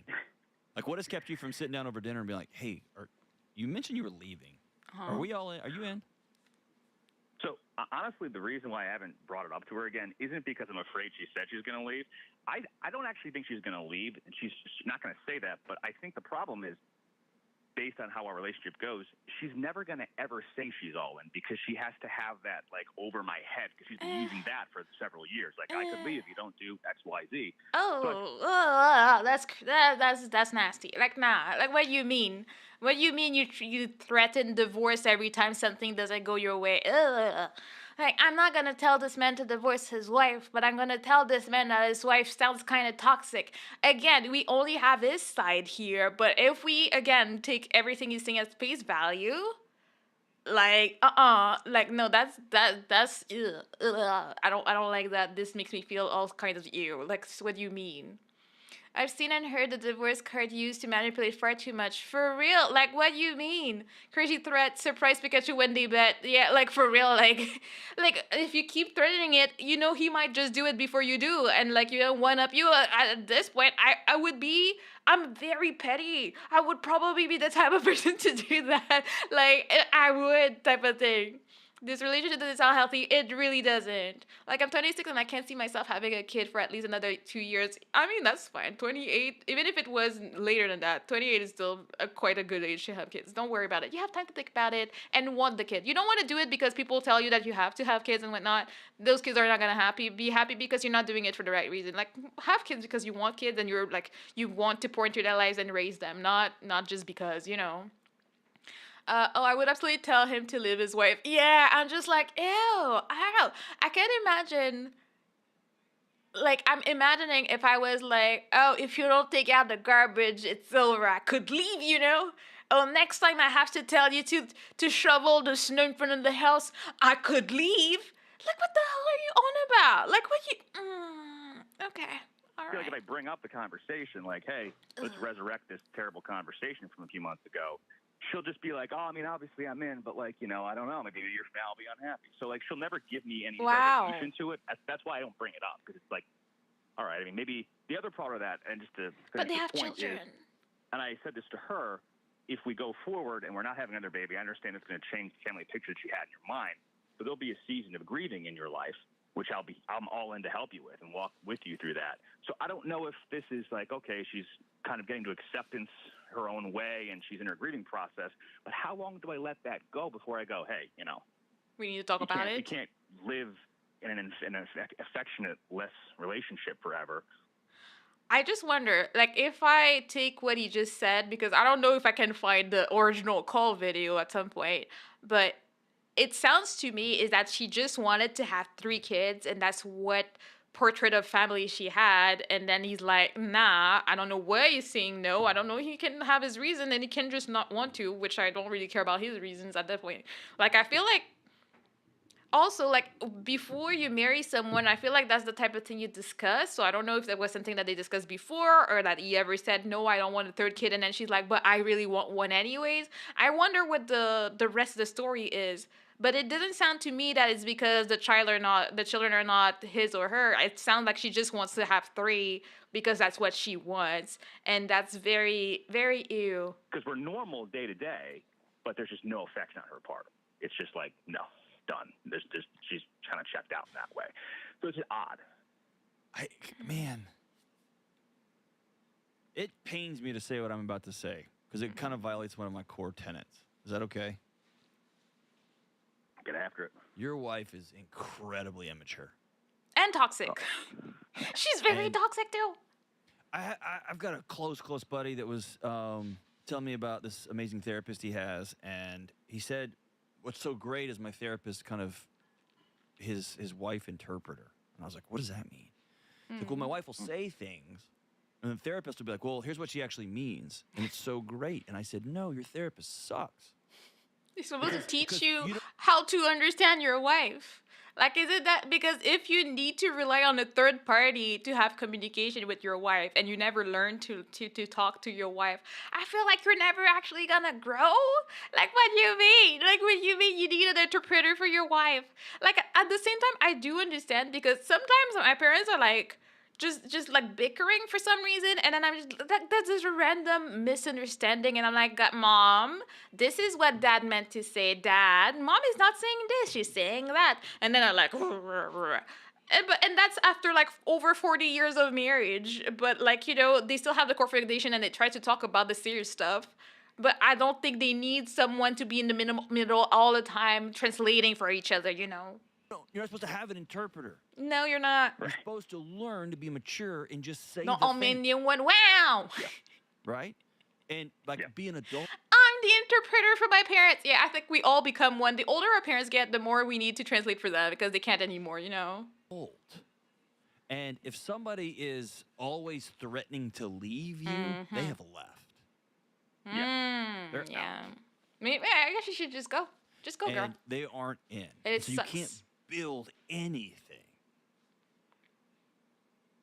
All you can do is be drugged behind whatever truck she's driving down the road. Like, I wonder if, because we're not talking to her, I wonder if there's something behind it. Like, does she have, like, other type of resentment for him? Like, maybe he cheated on her 10 years ago or something, and then she's, like, just using that. But I feel like the guy would sound like he has more shame if that was the case. I don't know what it could be, because I'm trying to give her some grace to understand what's going on with her, but I'm like, what do you mean? I still want to hear her POV. Same. Sometimes it happens. There was one call that I watched last week, I think, and then the husband called first because he was complaining that his wife bought a $55,000 truck behind his back and stuff, and they were like, that's unacceptable and blah, blah, blah. And then she called to like I want to make things straight because he said this, but he didn't mention this and that and that. And you're like, oh. And they were like, yeah, if I knew, I wouldn't have told. I would have told him this and that. So, But either way, this guy is kind of screwed because she's going to take him up with that child support while she stays at home doing nothing. I mean, I don't know. She doesn't sound like the greatest person, so maybe that's the plan. I wouldn't even know. Some men do be shameless though. They are. There I know some shameless men in my entourage and I would not Yeah. recommend them to And my so I guess family. what I would tell you is this isn't. She's not being a person of fidelity in your marriage. No, she's Yeah. just threatening you Right. every day. Like, what do you mean? In this way, correct? Yes. She's not. Maybe she's not sleeping with somebody. But Oh, sure. this is the I know what you mean. this is the same thing. You're like, yeah, she's not sleeping with anybody. Hopefully. Here's the I thing. hope so. It's similar to guys who spend every waking moment that they're not at work on the golf course, and their wife is getting just scraps. Yeah. And then when you call them on it, they're like, "What? What? Are you kidding me? For real? I do all this?" And it's that. That's not being a person. That's cheating. You're just cheating with the golf course. That's interesting because it's true that some people will like put stuff above their partner and they don't even realize because they're like, oh, it's just my hobby. It's just that thing that I do and I like doing. But they don't realize that it takes priority over their partner or their children and stuff like that. And then, as he said, they get very offended when you tell them about it. Like, oh, it's just my hobby. But no, you have, like, I feel like time is so precious. Like, personally, my number one love language is quality time. And I personally don't need to be doing something, which is really hard for someone that needs to have their mind running all the time, like Aster. Like, I like to just sit there with people I like and having a great time. And then I feel happy and I feel at peace and all is good in the world. And that's very precious to me. So if Aster was the type of person to touch grass and go play golf every day, I would be struggling a lot. And if he couldn't see that, then we would have a problem. But then again, we would talk about it and try to find a solution rather than I'm gonna leave you if you don't give me a third baby. Like, I don't, no.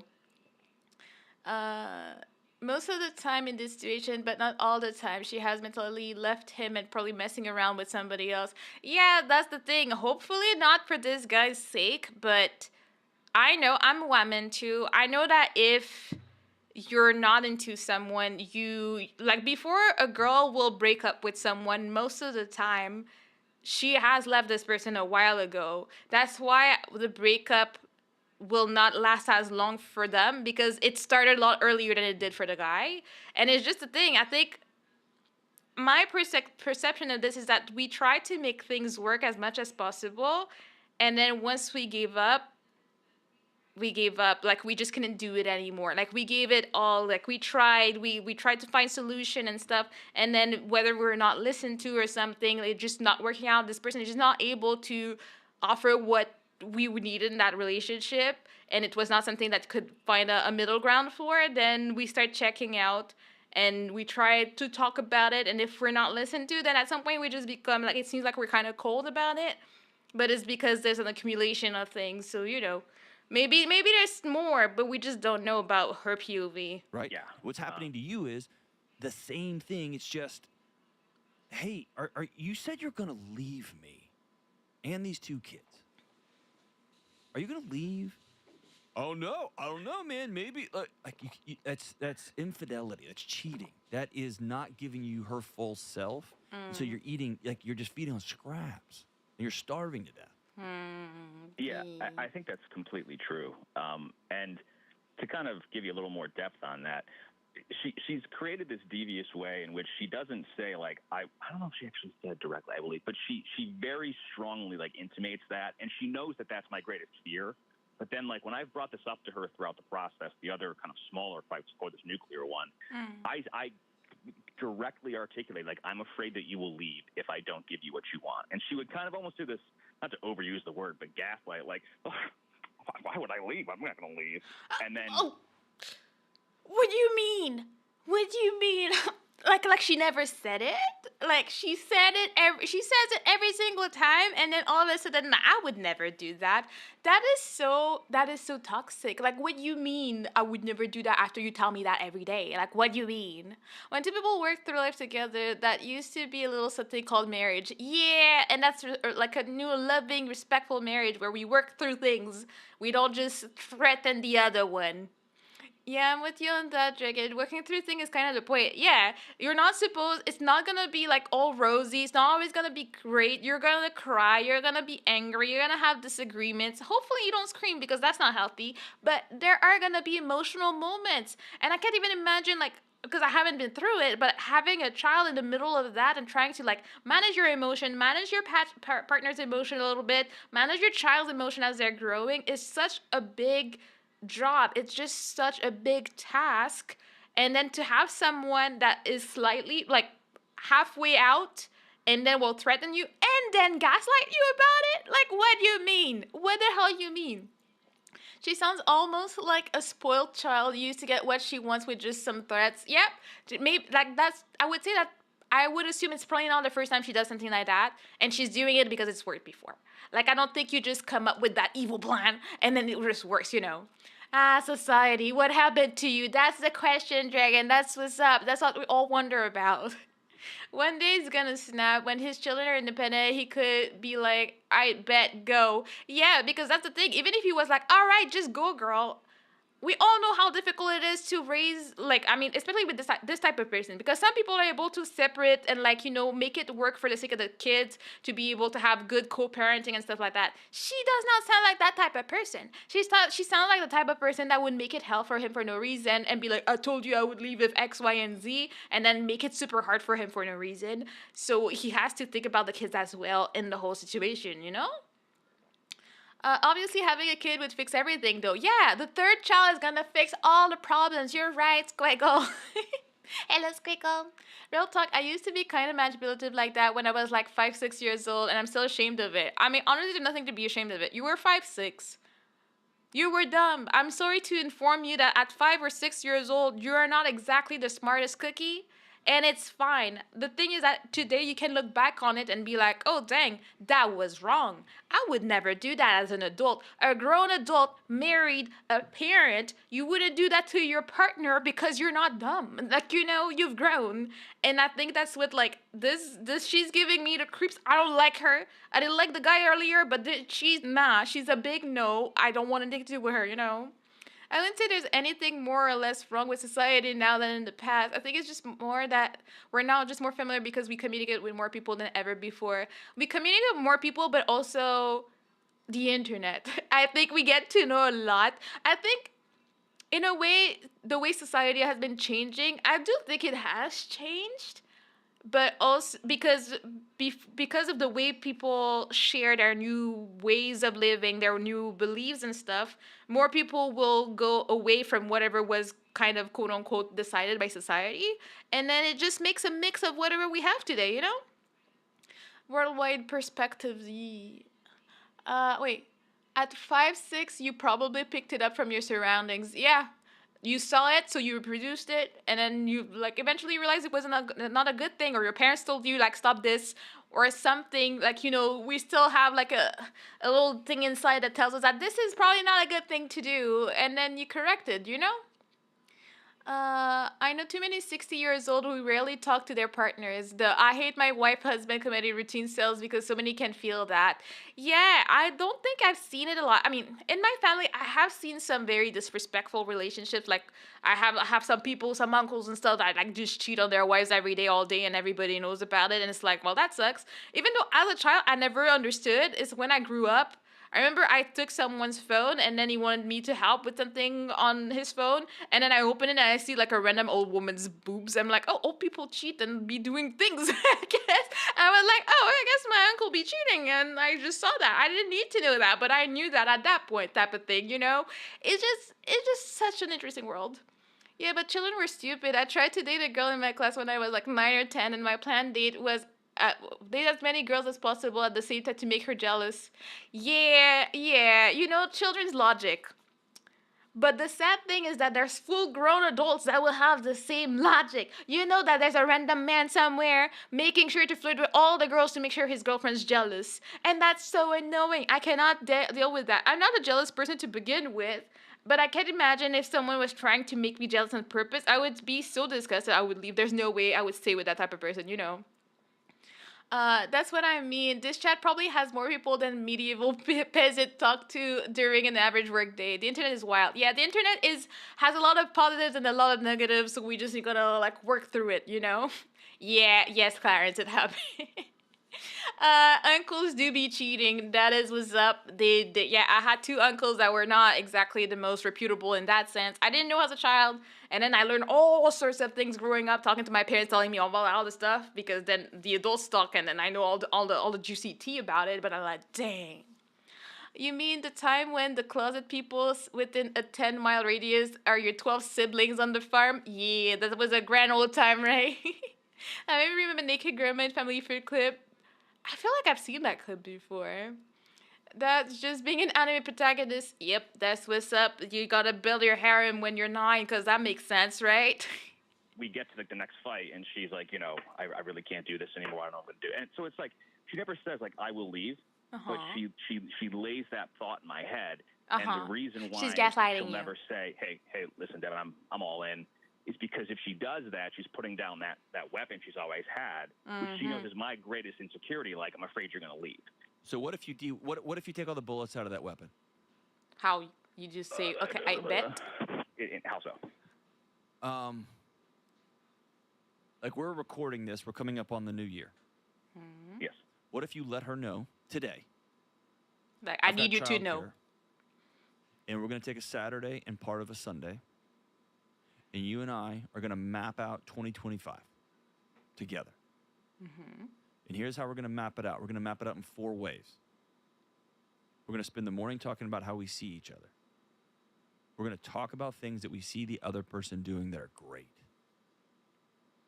Then we're going to go to another restaurant. We're going to go get coffee. We're going to get morning brunch or whatever.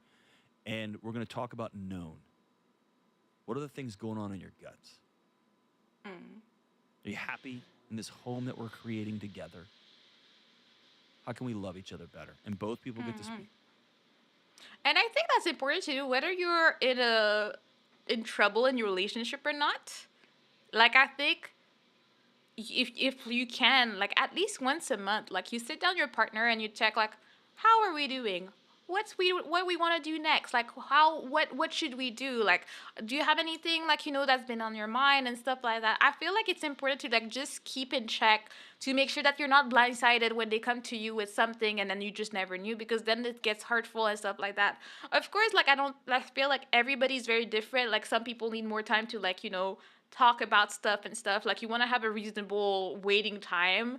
Like, I know that personally I need time to process my emotions. Like, I need time to, like, sit down. Am I bothered by this? Am I not? Do I need to talk about this? Do I not? Like, I need time to process this type of thing, so I will not talk right away, because I want to come with a concise plan and a concise, like, situation to someone. I don't want to come to someone and be like, I don't know, and panic like that. I just don't work like that when it comes to emotions. So, you want to know your partner. Like, if you know I work like that, you can't expect me to just blurt stuff out every day. And if you're the opposite, you need to try and, like, gauge if the other person is ready for this type of thing, and then you work together to have the best communication you can have, and you do check-ins, see how you're doing, whether you're doing great or not. I think it's a good way to keep, like, the marriage healthy or the relationship healthy overall. That's solid advice. Communicate. Yes, absolutely. I really do. The fun fact, I broke up with 4 of them and dated the last until one was like 14, so my first longer relationship. Well, look at you, found one rare one in the whole group, even though it started on a rocky start. If she's willing to sit this down, that's great. If she goes hysterical for taking the mature route, sorry, there's definitely something going on behind. She just wanting another child. Yeah, I agree. She wanted to turn it. Then we're going to go to lunch. And then either during lunch or after lunch, we're going to talk about celebration. Who do we want to be this year? What's that going to look like? Identity? How are we going to celebrate each other? How are we going to cheer each other on and become each other's biggest cheerleaders? And then the 4th one is nuts and bolts. How are we going to make this thing happen? What must go away so that this new year becomes true? Maybe she's pregnant and wanted to trick him. My God, that would be terrible. Imagine she's like, I need to have that chat right now. But at the same time, if it's a follow up call 3 months later, we would have known if she's pregnant or not. But that would have been an interesting plot twist out here, you know. Seen, known, celebrate, and challenge. Okay. And let's say you put that on paper. Forget her little threats. If you think those threats are, they're toothless tigers, then at some point you have to be the adult and say, all right, whatever, I'm going to keep going. Because y'all are in this weird dance where she loses power, and so she pokes. But I feel like it's so hard to like convince yourself that she's joking, because you never really know for like 100%, is she or is she not. I think that's her game too, putting that little seed of doubt. Like, even if you're like, okay, she said she's okay, you're still gonna doubt because she's been doing that to you for so long. And I feel like it really sucks for him, you know. Why play that dance though? Let's listen to what he has to You say. overcorrect. She's gonna leave, and you shut down for a month, and she gets back on top, and then you slowly start becoming a great husband again, and you're back engaged with the kids and whatever. And then she feels like she's losing it, so she's like, well, I don't know. Yeah, I feel like I think she looked into, like, I don't think that she necessarily looked into like divorce or anything, but I think she's like envisioned that, and she realized how hard it is. So now she's not planning actively leaving. But my concern is that the next time, 3 months from now, and she's like, hey, let's do whatever, and I go, oh, we can't do that. Then she's not getting what she wants. She's not getting fed that. Then it's going to be another fight, and then this will come up at some. It's disrespectful. That's what it is. You cannot be threatening something like in a marriage. This word should never be told unless you've already taken your decision and you're doing it. Like, I personally am not someone that wants to ever divorce. Aster, if I go down, you go down with me somehow. But like, I would never say this for just like, hey, maybe I'm divorced, maybe I'll leave you. You don't do that. Like, you don't. And if it's just like, I don't know anymore because it's way too much work, she's even worse than I thought, if that's what's going on, you know? This type of jokes wouldn't be okay unless you have a very specific word humor. Yeah, unless it was an inside joke, but then he would know, and then he wouldn't be insecure about it. Or if he's insecure about it and he tells her, and then she keeps doing it, then there's still a problem, type of thing, you know. That's why often people break bad news or break up with someone at a restaurant. It would discourage them from making a scene. And if they do make a scene, you have people to back you up. Yeah, but then that's the thing. If it was a boyfriend girlfriend situation that don't live together, it's probably not that bad. But if you know you have to go sleep in the same bed tonight, get to the same house tonight, first, it's gonna be very awkward. Second, I watch too much true crime, okay? I watched too many stories that, like, they do that and then they get home and someone is not making it out of there. So I'm like, I don't know. It depends on who you marry. It could be crazy or not.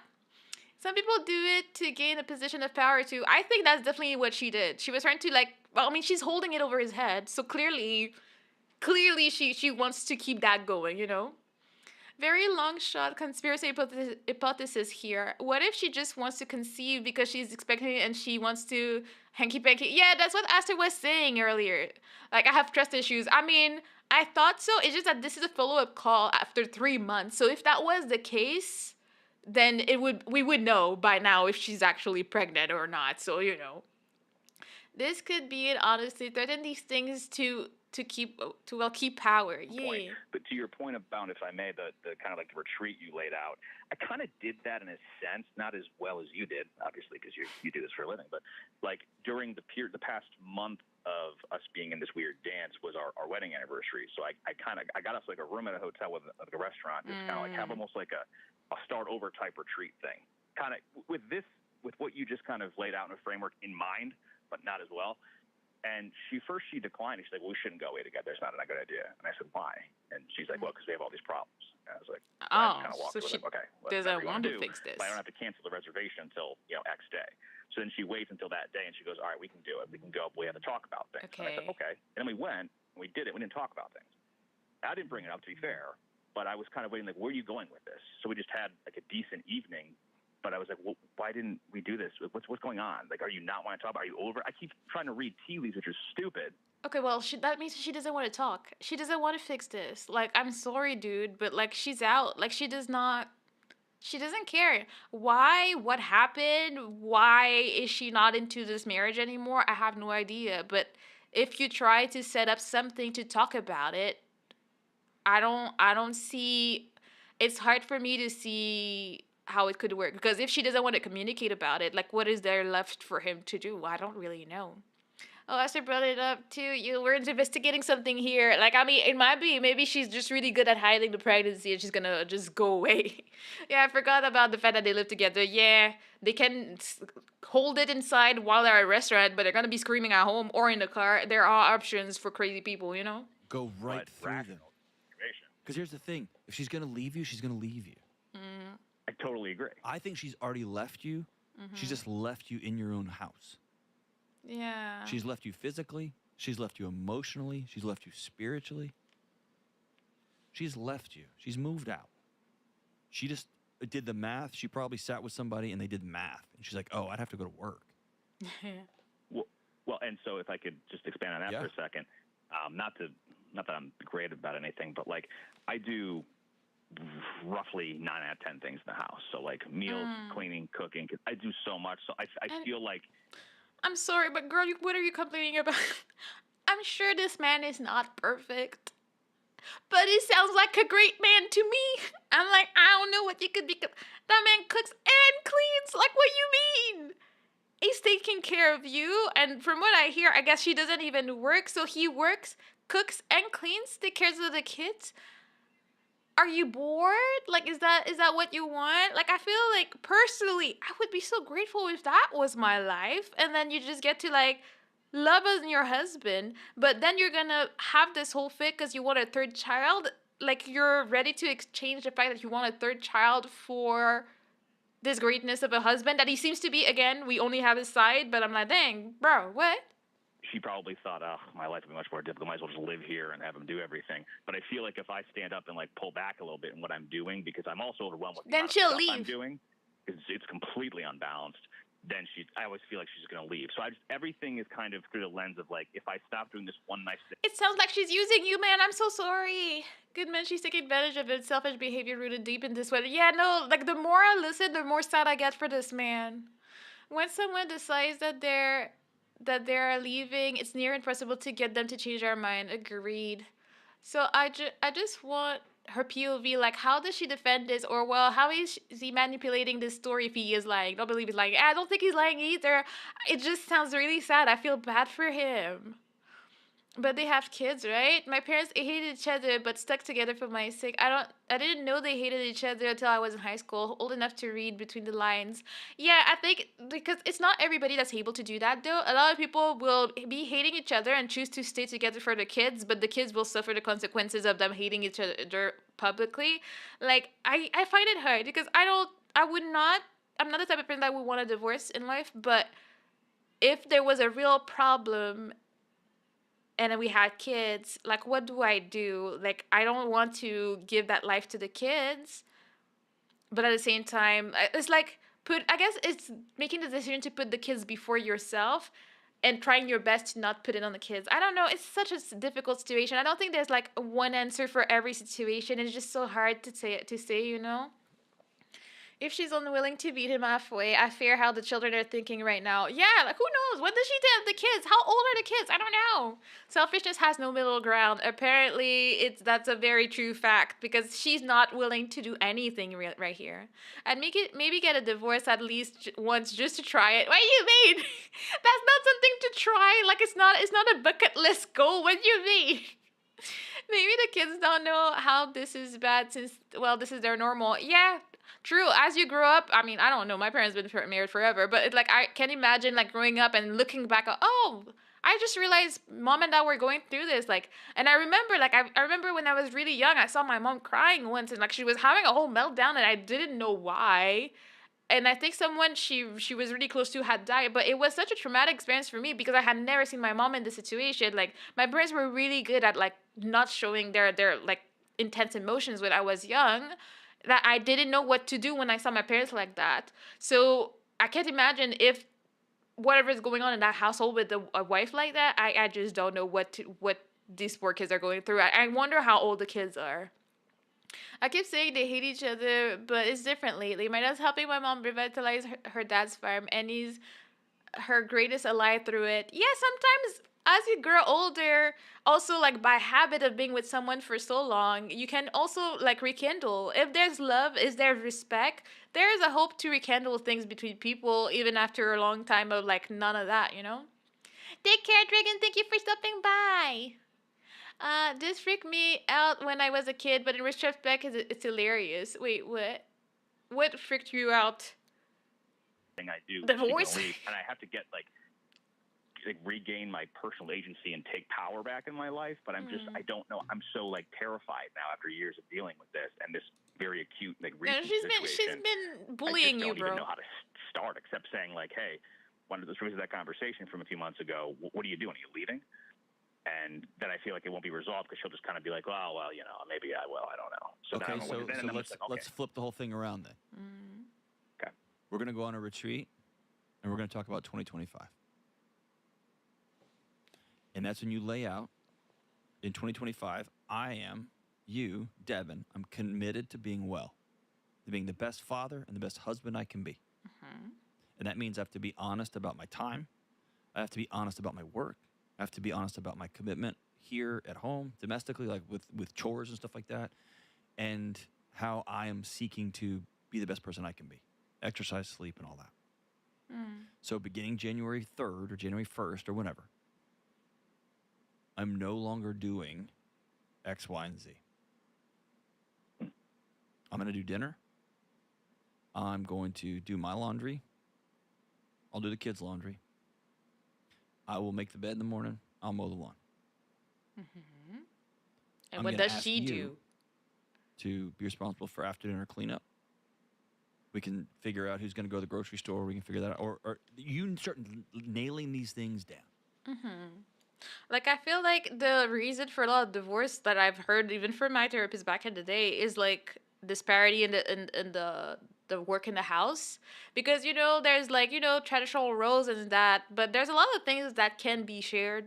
Like, I personally love cleaning, so I don't really mind. Sure, it helps to have a little help here and there and, like, not have to, like, come back from work physically and have a lot to do in the house. So it helps. It's nice to help, but I don't expect that everything will be left to me. Like in our house, I clean, he cooks. So like, you know, we found a balance that works for us, and it will be different for everybody. But if he's cooking and I see he's overwhelmed, I can also help with him. If there's a task he's supposed to do but he can't this week, I'll do it, and I expect the same. Like, you know, it's supposed to be a partnership in the house.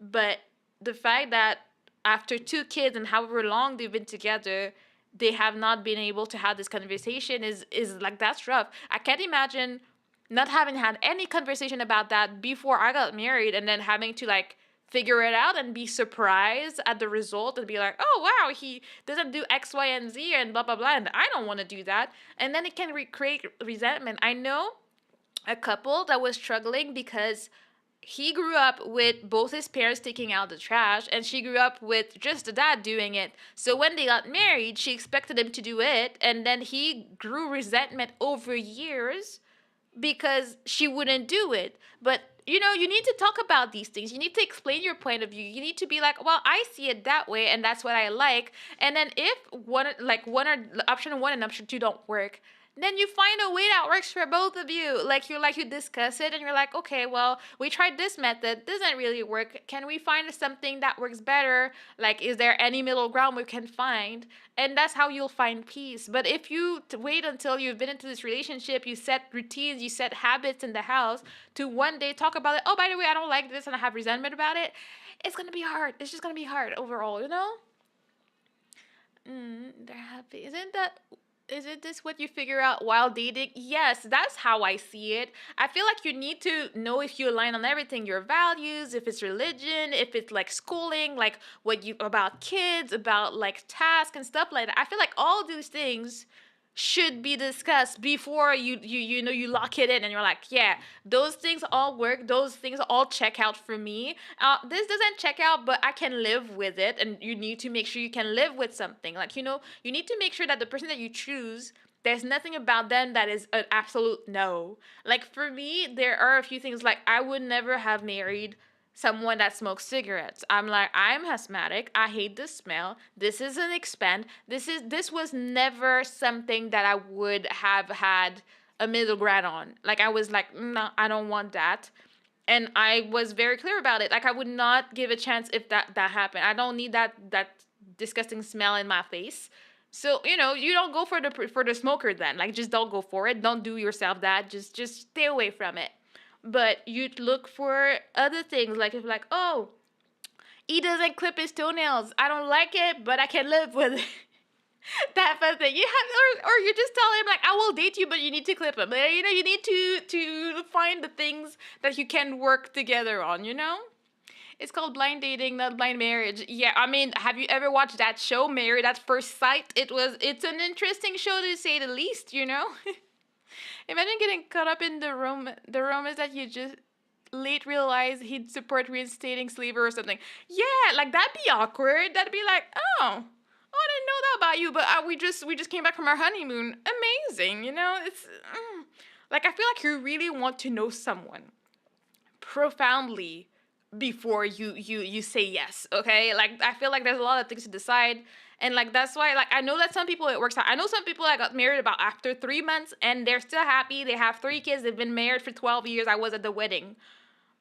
But it's not gonna work like that for everybody. Like, some people are gonna do the 1 to 3 months wedding, and then it turns out the guy was a creep or something. There was a whole drama on YouTube about that. Like, oh yeah, I married him after a month because she wanted to be a trophy wife, and then the dude was a creep to her children. It's like, oh well, you didn't want to get to know the guy. I don't know, just maybe you don't, especially since you have children to involved in there. Like, what do you mean? Anyways, I'm not gonna expand on that one.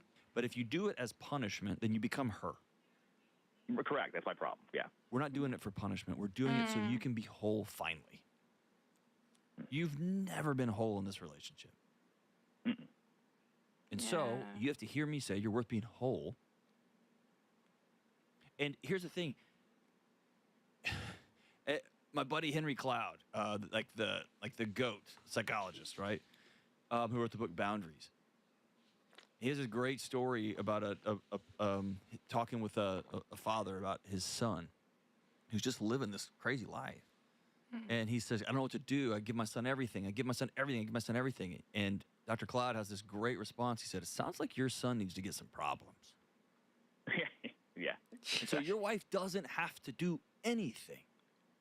Mm-hmm. And you continue to cash out every bit of agency you have. Because this isn't a whole relationship. She's not a person of fidelity. And so what you have to say is, okay, this year I'm not going to punish you. I'm not making dinner anymore. No more laundry. Yeah, no. that wouldn't be the way. When I look at my calendar, I will exercise for an hour a day. I will take my kids to breakfast and then get them to school twice a week. I will work, and I'm also going to get that graduate degree I've been thinking about. Man, this man sounds good, and he sounds busy, and he sounds like really disciplined. I feel so bad for him, like, living in this condition, okay? It's rough out here. Let me just catch up for a second. Imagine, that happened to a friend. She was crazy, and then on their 3rd date, she casually mentioned she was addicted to heroin. Oh. Very chill, very, very casual thing to share after dating someone. Like, I don't know.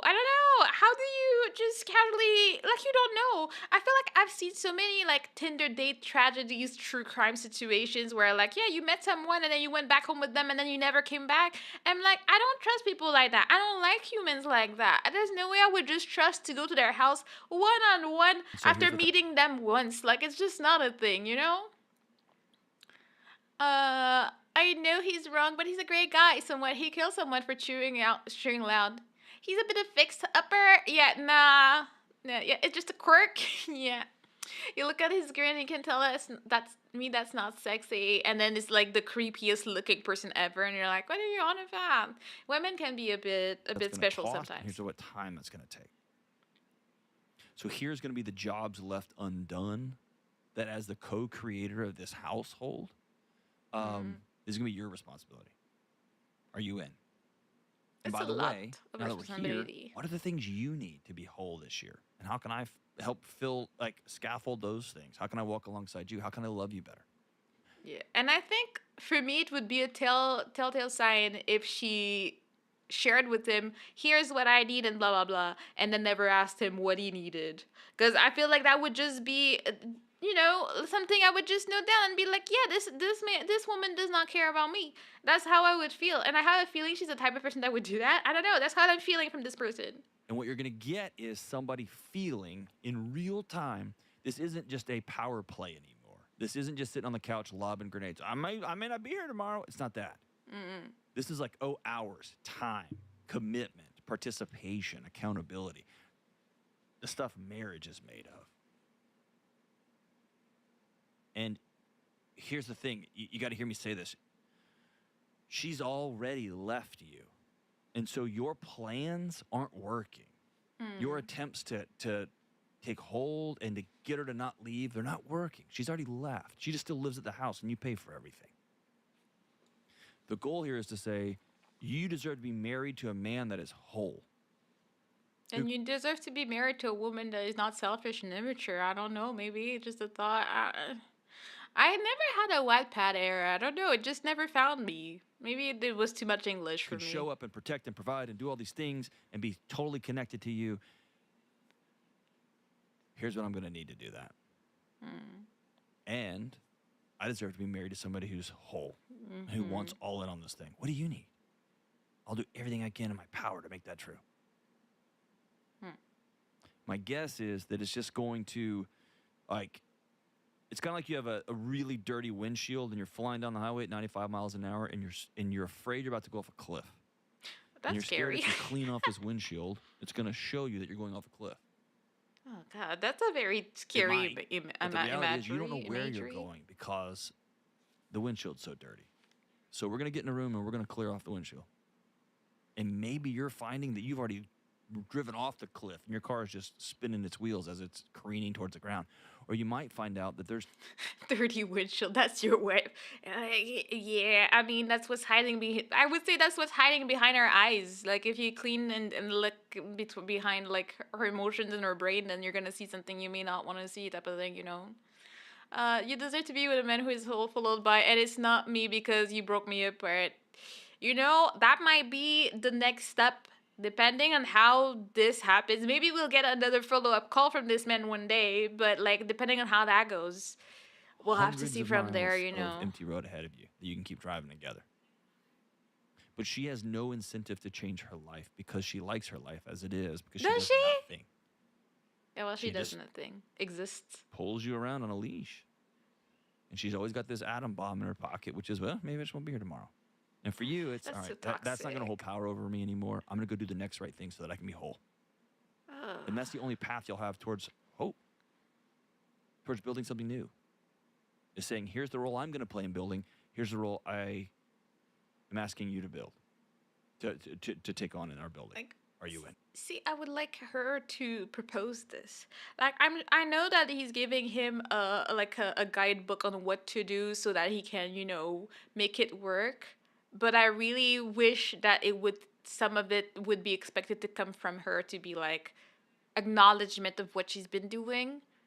I would want an apology because even if she says, even that would be redone, but if she's like, oh, I didn't realize how much it was weighing on you and making not making you insecure, if even it would be dumb if she didn't know, but I would need that personally. So I don't know, maybe this man is better than I am, but I would struggle to let it go without acknowledgement at least, and then an apology. That would be so difficult for me. This guy's voice is so soothing. It is. I do enjoy it. I just put it on my phone and I just do stuff around the house. That's why I was like, I like listening to these, so I might as well share them with you. So we have great conversations. Honestly, I've been enjoying it tonight. I hope you guys have been too. Love is so complicated. I should... Dang, thank you.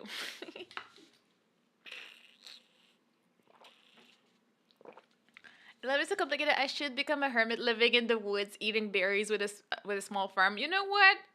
I would want that, but with someone. I don't want to be alone. I'll go on a farm and ask her. I scrolled down a bit and saw your thumbnail for projects are on the way. The thumbnail cut where you look naked and it caught me off guard. What? What projects are on the way? Like what is it the members? Wait, I'll have to check. But I'll have you know that I'm never naked. This is not a thing that I do with my model. I'd have to warn you, farming is surprisingly expensive. Yeah, you need to have the funds to start a farm, get them animals, feed them, take care of them. Sure, you have like, you don't pay for your eggs anymore, but I don't know if I'm down for all the trouble that it entails, you know? I just need an iron hoe. I have played Minecraft. Safe to say that you're ready for this life. Let's just finish that. I think they're like 3 seconds. And dude, call me after this meeting. Yes, Call me please. After, Yes, gonna be I need an truth telling and update. clearing. And maybe there's some ground rules: no leaving, no grenade throwing, no bombs, no what. We're just gonna lay this thing out here. I need both of us to be adults in this thing.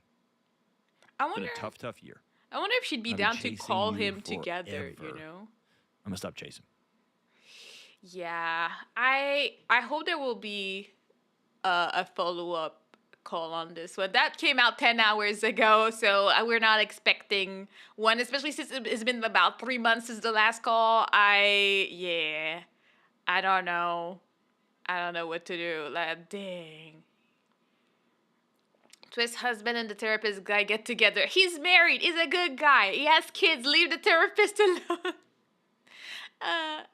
A plot of land is the cheapest you can get. The auditing and connections is the expensive part. Yeah. Oh, I couldn't have to. I can't imagine like having to deal with people coming to check my farm. Like, nah. What about no? Like, I'm not doing all that.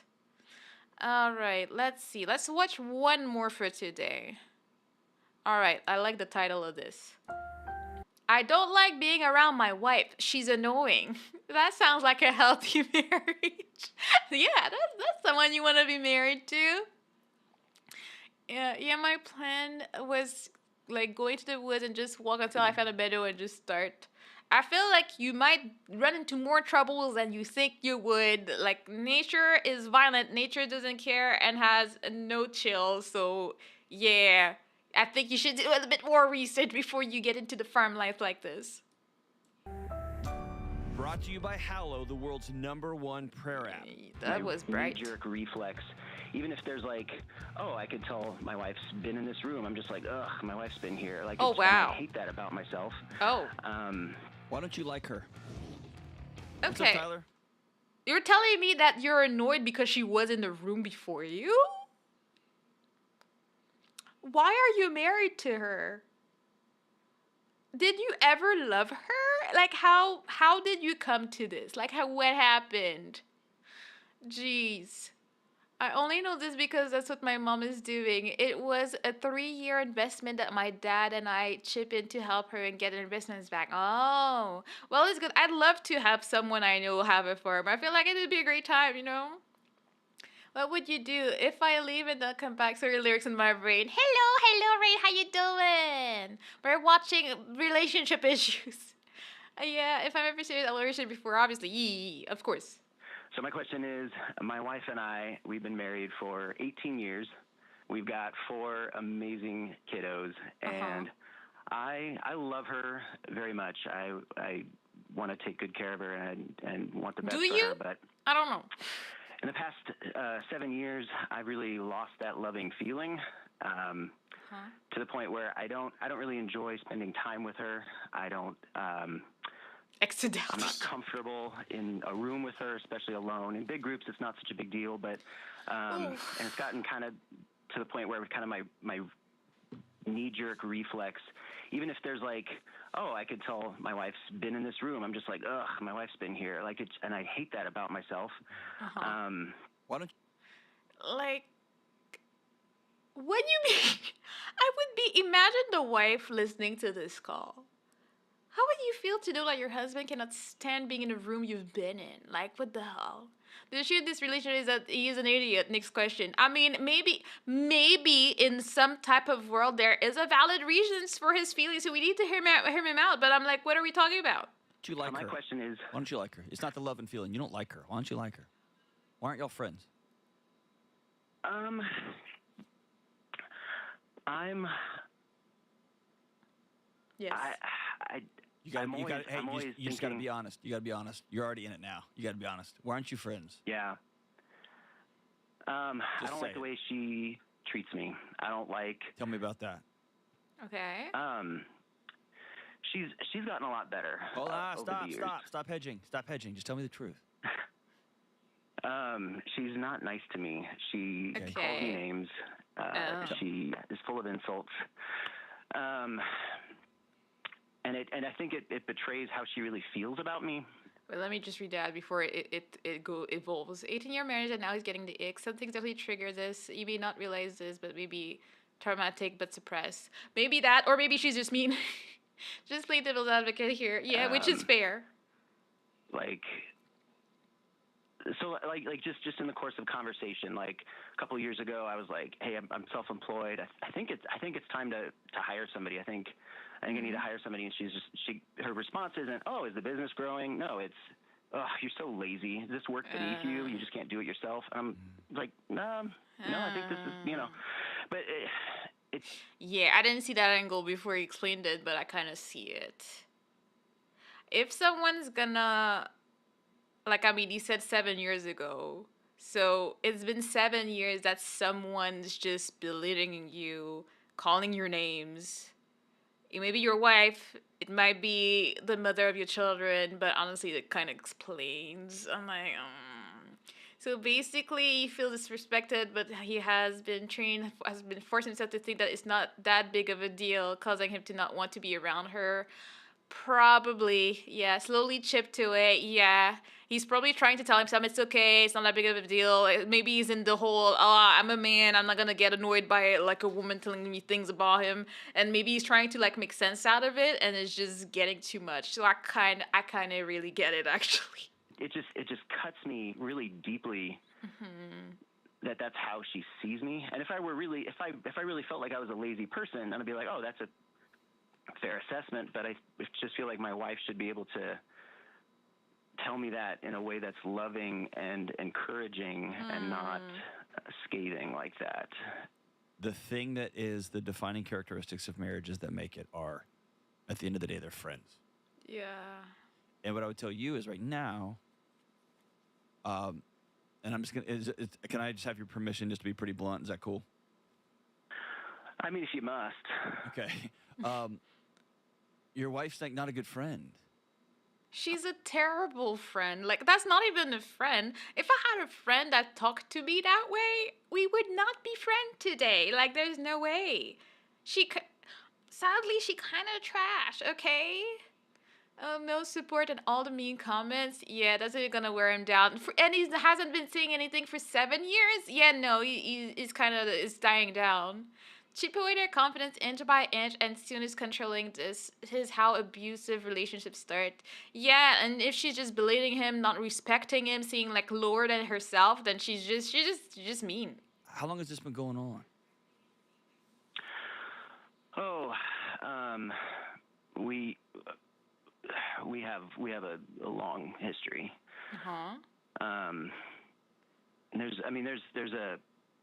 There's a good deal of trauma in there too. What does that mean? So. Okay, trauma, as Clarence was saying. We met in college through the college Christian group. I was pretty immature and uncertain about my theology. We were trying to stay like, when we became romantically involved, we were trying to stay pure before marriage and all that. And she literally, well, for starters, we kind of divulged our sexual history too soon. What do you mean by too soon? And then I felt like I couldn't break up with her, because then it would seem like it was because I was upset about her sexual past. Oh, that's rough. Oh, I can't imagine how that went down. Well, then, did you marry her for the right reasons, bro? Because, well, I guess he'll tell us, but what was that enough reason for him? Was it something that he was not down for? But even then, you've been together for 18 years. If you want, like, before you married her, you could have been like, nah, unless he tells us that they had a shotgun wedding because she got pregnant or something. But, like, I don't know about that. He doesn't feel supported in their marriage. Both sides need to support each other. In this one, the wife is actually trying to tear him down, which may come to from insecurities on her part. But still, yeah, it that like you cannot have it only one way or none at all. Like you really need support in everything on both sides. Depending on the type of friendship you have, some people are okay with bants like that. Yeah, it's banter. Like I'm talking about like real just being mean. I guess she's just ignorant about how you felt about it. Either that or she's mean. It's one of the two.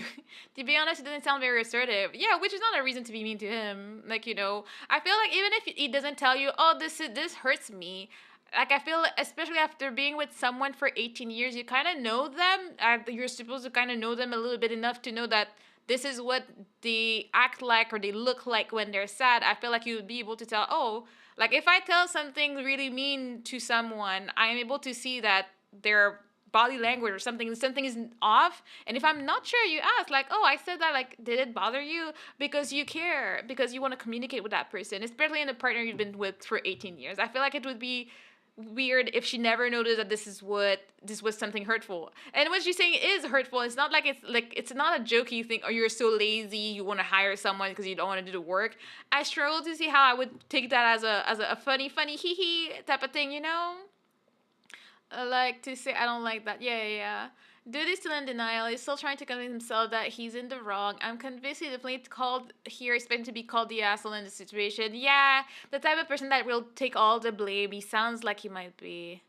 I think that's from years of being teared apart. Years of that will make you lose your confidence, hence making you less assertive. That's also something that could be true. Maybe he used to be very like, I know my things. But at the same time, considering that he felt like he could not break up because then she would think that he broke up because of a reason, is not sounding very assertive either. So this almost sounds wrong from the start. Now that just for the last 7 years, yeah, it seems like the foundation of the relationship wasn't good. Like my parents, but my parents are supportive of each other now. Yeah, or whatever. It can grow.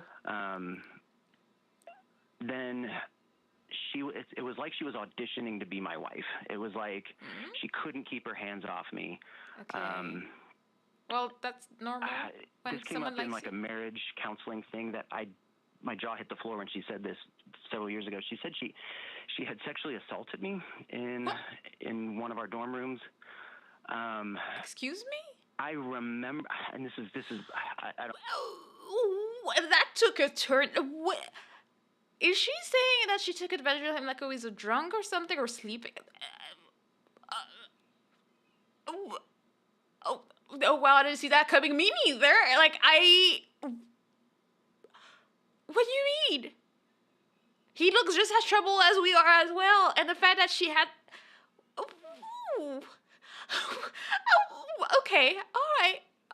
Okay, I feel crazy. I remember being really, really mad at her after the fact, and I remember. But he doesn't remember. Like, what happened? No one is going to believe me. Okay. Oh, that's terrible. Poor man. And I remember, this is the wild thing. I remember being so mad at her, but not remembering what I was mad about. And I went to one of the leaders in the Christian group, and he said that I needed to forgive her. What? And that means.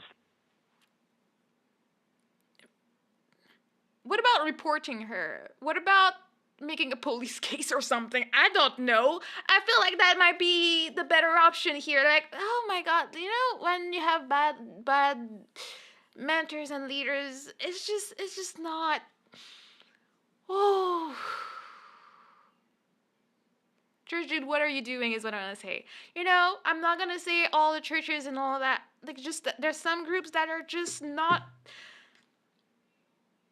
Like, the first thing you're gonna tell the dude that got assaulted is you need to forgive or not. Like, we need to get you help.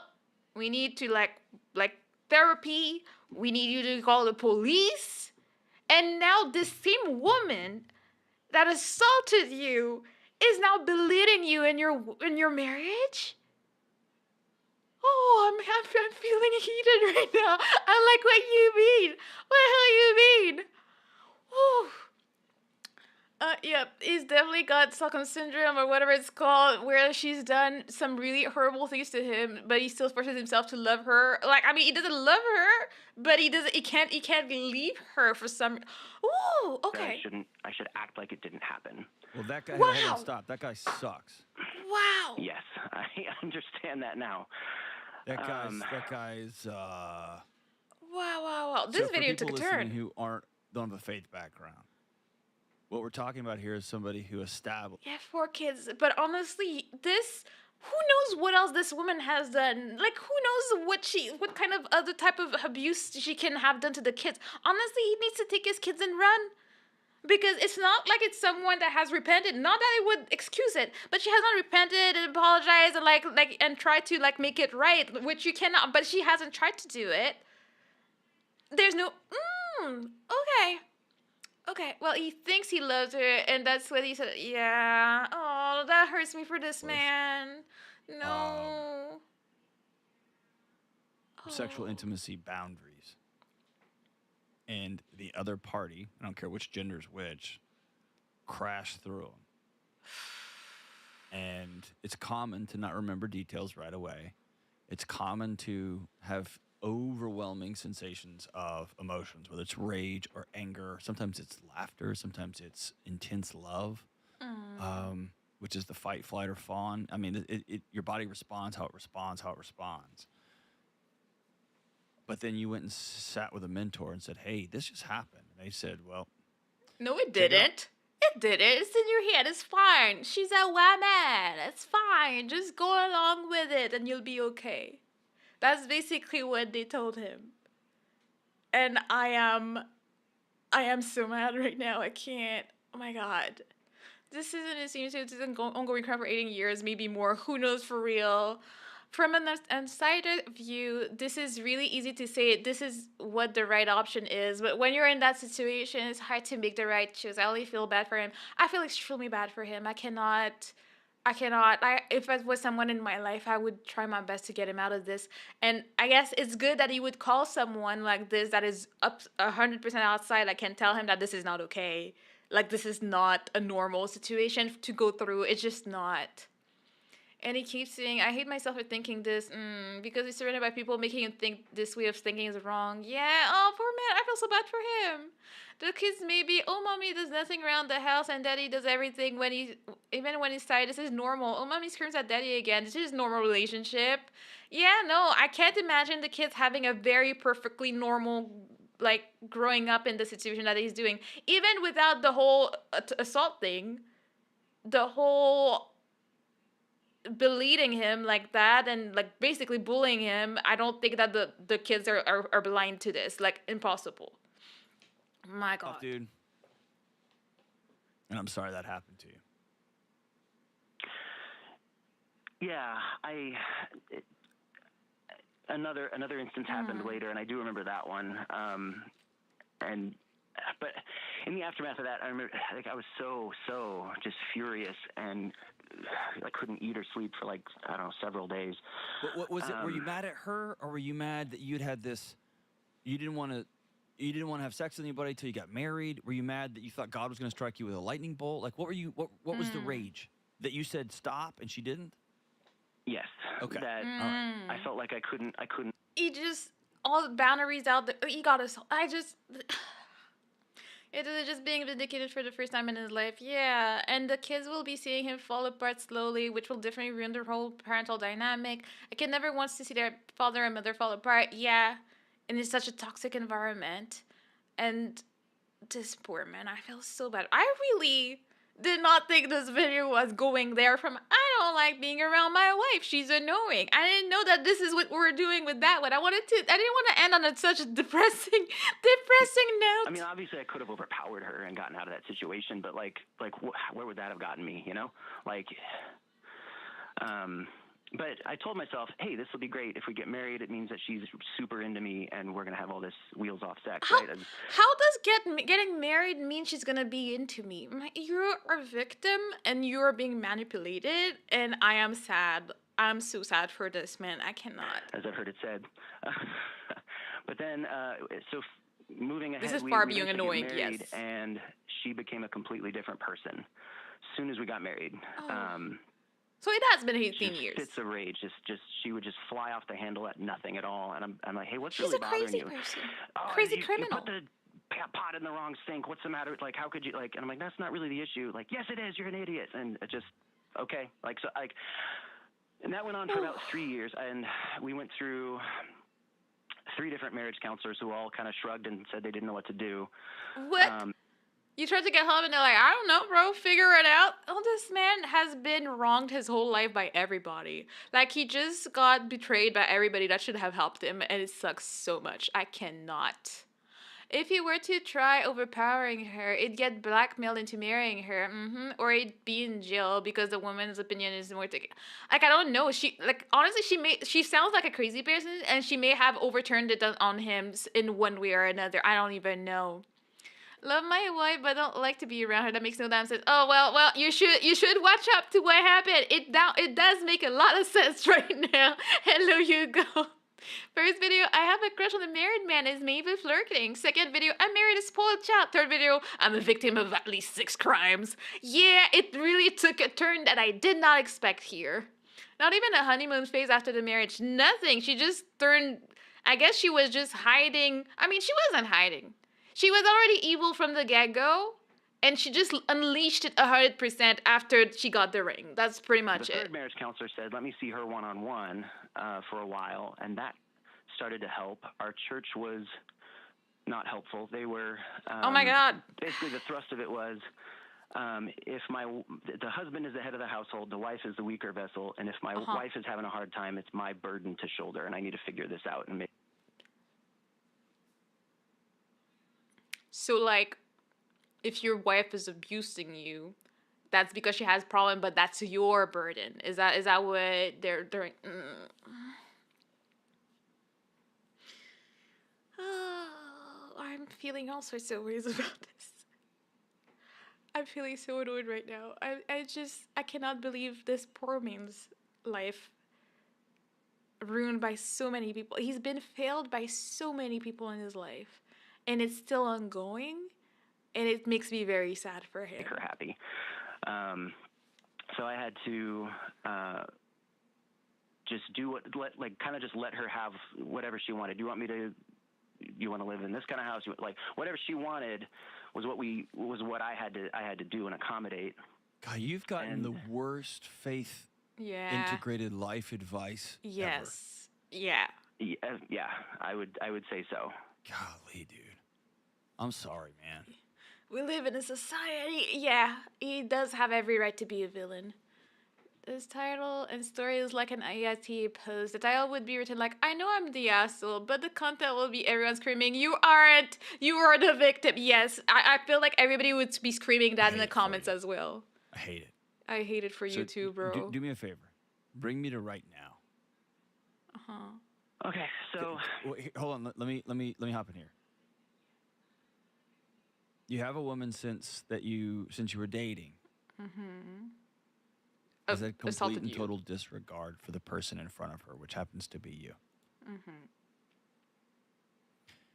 And when you've sought help every step along the way, people have said either trained, licensed professionals have said, I don't know, man. Or they've given you horrific wisdom. Well, not all of them that wasn't wisdom. That was just trash flowing out of their mouths. That's what he got. That's all that was, okay?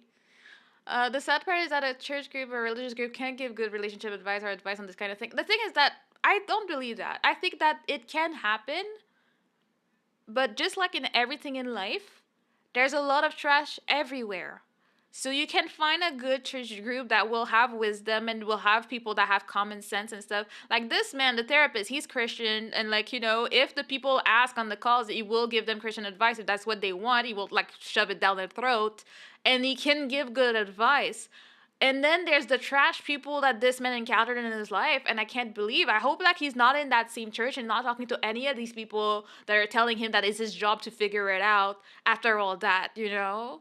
and he can't do anything about it because these are groups he is part of that he trusts. He needs to find a new group. I know it's probably gonna be very hard, but he cannot stay around people that accept that he's getting abused and they believe that he should just accept this and live his life that way. Like he just needs to get away. These are just toxic people that do nothing for him. But yeah. which I wasn't going to go there. I was trying to give people the benefit of the doubt, but often I'm Christian not. counselors are the worst. Yes. They're the worst.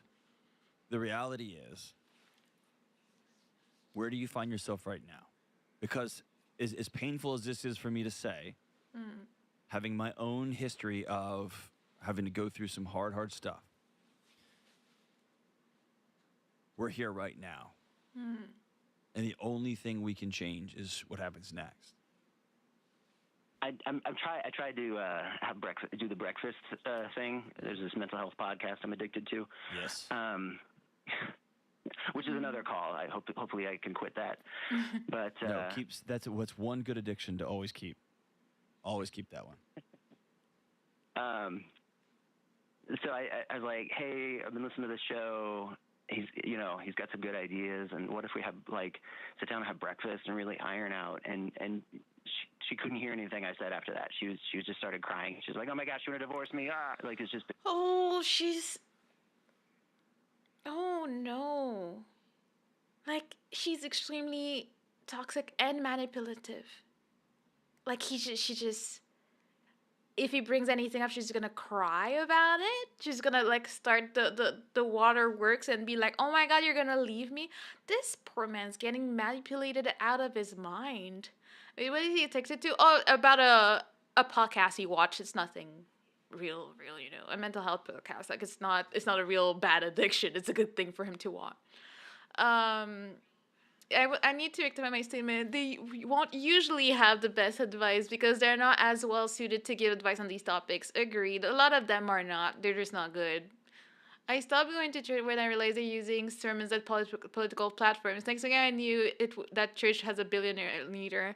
Yeah, it sucks because I grew up in churches that were not like that. So I understand the look that it gives. It's like the thing, as a black person, when a black person does something dumb, I'm like, bro, why are you doing that? It all reflects on us. And I feel like churches work the same way. When churches do dumb stuff like that and stuff like that, it reflects badly on all the other churches, and it just makes it hard to make a point or have people trust a church or an organism that is related to a church. It is really hard. People mess it up for everybody everywhere all the time, Oh, emotional manipulation too. She is just a whole abusive package. She is. She literally is.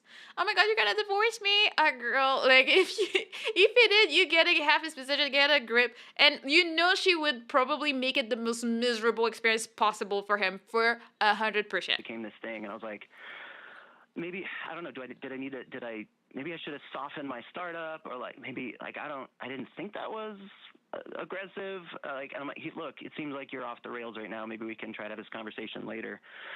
But yeah, I would love to be married to someone that I could, talk about, hey, let's go get breakfast, and not have her just blow up at me. That would be nice. Because she's trying to avoid it because she knows she's trash. She knows she's trash, so she's gonna cry so that you leave her alone because she doesn't want to have that talk, because she doesn't want to face it. She doesn't want to have to deal with what you're gonna say because she knows that you're wrong. You're right. She knows she's wrong. She knows she's trash, and she doesn't want you to tell her to her face. That's what's up, and it's annoying. It's so freaking annoying. Also, in the situation, half his wealth and assets is worth losing to get a divorce. Even 75% would be worth it. Honestly, she's literally destroying this man. And honestly, she's sounding exactly like the type of woman I see in freaking true crime that would murder her husband for the insurance. Okay? She sounds exactly like the type of person that'd be like, that sounds like a good idea. Honestly, run for your life. Run for the hills. I don't know if there's any way to repair this relationship. I try to be positive and see the bright side of things, but honestly, I don't see it happening in this specific relationship. It's hard to see, I went to church as a kid, and it was watching my pastor go from a very open-minded and emotionally intelligent person to a closed-minded bigot as he got more political at the end of his life. I just don't understand why churches need to get political. Honestly, can you not just focus on what you got to do? Why do you need to get involved and talk about... I'm sure there's like some ways that it makes sense that I don't know that it's necessary to make it everything like take care of the soul of the people. Be a good shepherds, okay? Like take care of the people and their souls and their problems and like I can't pay my rent this month. That's what you're supposed to be helping with, okay? Yeah, it may as well be an investment. And she will 100% take the kids in alimony. Like, yeah, that the scary thing is the kids, depending on how old they are, if they've been married for 18 years and they had kids right away, maybe like they're getting old enough that, they're getting closer. I guess maybe there's one that's 18 years old that can choose where to go, but like it's just hard. And this is the type of woman that would be poisoning the kids against him and like inventing stories and like coaching them about stuff. And it sucks. You're with somebody that does not sound psychologically stable, Tyler. Yeah, let's go. That's that. She's not. She ain't it. She's not. If she is, she's a powerfully manipulative, Yeah. emotionally painful person to be in the room with. The benefit of the doubt is she's struggling with some pretty deep, significant. That's why he's struggling to be in a room where she's been. Like he's physically and mentally reacting to it. It's so sad. Issues that she needs some clinical help with. He'll probably always be unstable, but Yeah. she's I think matured a honestly, I lot think in she's a 18 lost years, case. and she's made changes, and she doesn't fly off the handle as often, and doesn't call me names. But it's living with a time bomb. You don't know. I don't know. I don't know that I trust that. And his perception, I'm sorry, I like him a lot from what I hear, but I don't trust his perception of things at all. Bro don't need podcasts. He needs an appointment with just Lauren Lake. Yes, he does. I love her. She's the best. The U.S. has a terrible divorce system. The ex-wife will almost always gets over 50% of the kids in child support, and she can be as blunt about that being her goal without any ramification. Honestly, I don't know that much about it. I know that I've only heard that it's quite bad, but I can't imagine finding myself in a situation where I would have to navigate that. I don't know. I don't know that I would even survive the stress of it all, to be honest. I mean, almost, nearly as often. Can you be her She hasn't friend? been. Honestly, no, you can't. I think so. No, you can't. If you think it means We've, no. She won't even go to breakfast with you, Tyler. We did go to breakfast. We kept the conversation superficial. That's not friendship. That's job interview. Yeah, really. So often that's her chipping down your confidence until you're just used to the milder insults and don't see them as insults. She's a professional toxic partner, my God. Friendship is not getting bit. That's avoidance. Friendship is, can I tell you all the good stuff, the amazing stuff? Can I tell you the bad stuff? And can I tell you the really dark stuff? Can you see all of me and still say, I love you? Yeah, that's true love I'm and in. a good partnership. You can't even hire an employee of your own business She's isolating him. She's toxic. without being called less than, without some sort of character attack. Yeah. I don't doubt she's worked really hard. That's amazing. I don't know. I don't care. What I don't care what what I she's hear done. you telling me is it was so bad that this is better than. I'll accept that. I trust you on that. I don't. Not fly off the handle as often. Bro's standard are so low, but his situation thinks it's playing. How long can you go? Yeah, he thinks it's better, but nobody would stand for this for an hour. He's just too used to like it being worse.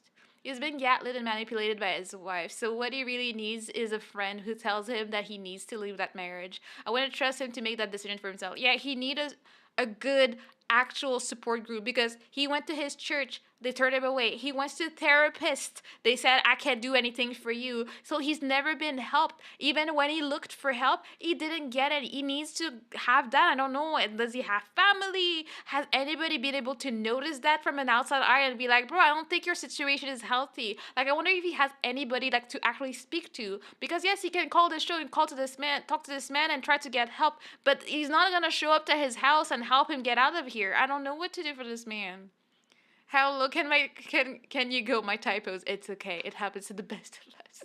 But given his wife, I don't think he's got a good friend. I don't think the wife would let him. Yeah, I feel like she'd be the type to have a whole tantrum if he had a friend and be like, "Oh, he's toxic and he's not good for you," and isolate him and make sure he has nobody to help him out of it. I wonder, like, the oldest kid, if like we assume that, let's say that the oldest kid might be like 16, are they like able to see what's going on? I wonder. I don't know. And I don't think it's the kid's job to help, but at least if it can help him see that he's not crazy, it's not in his head.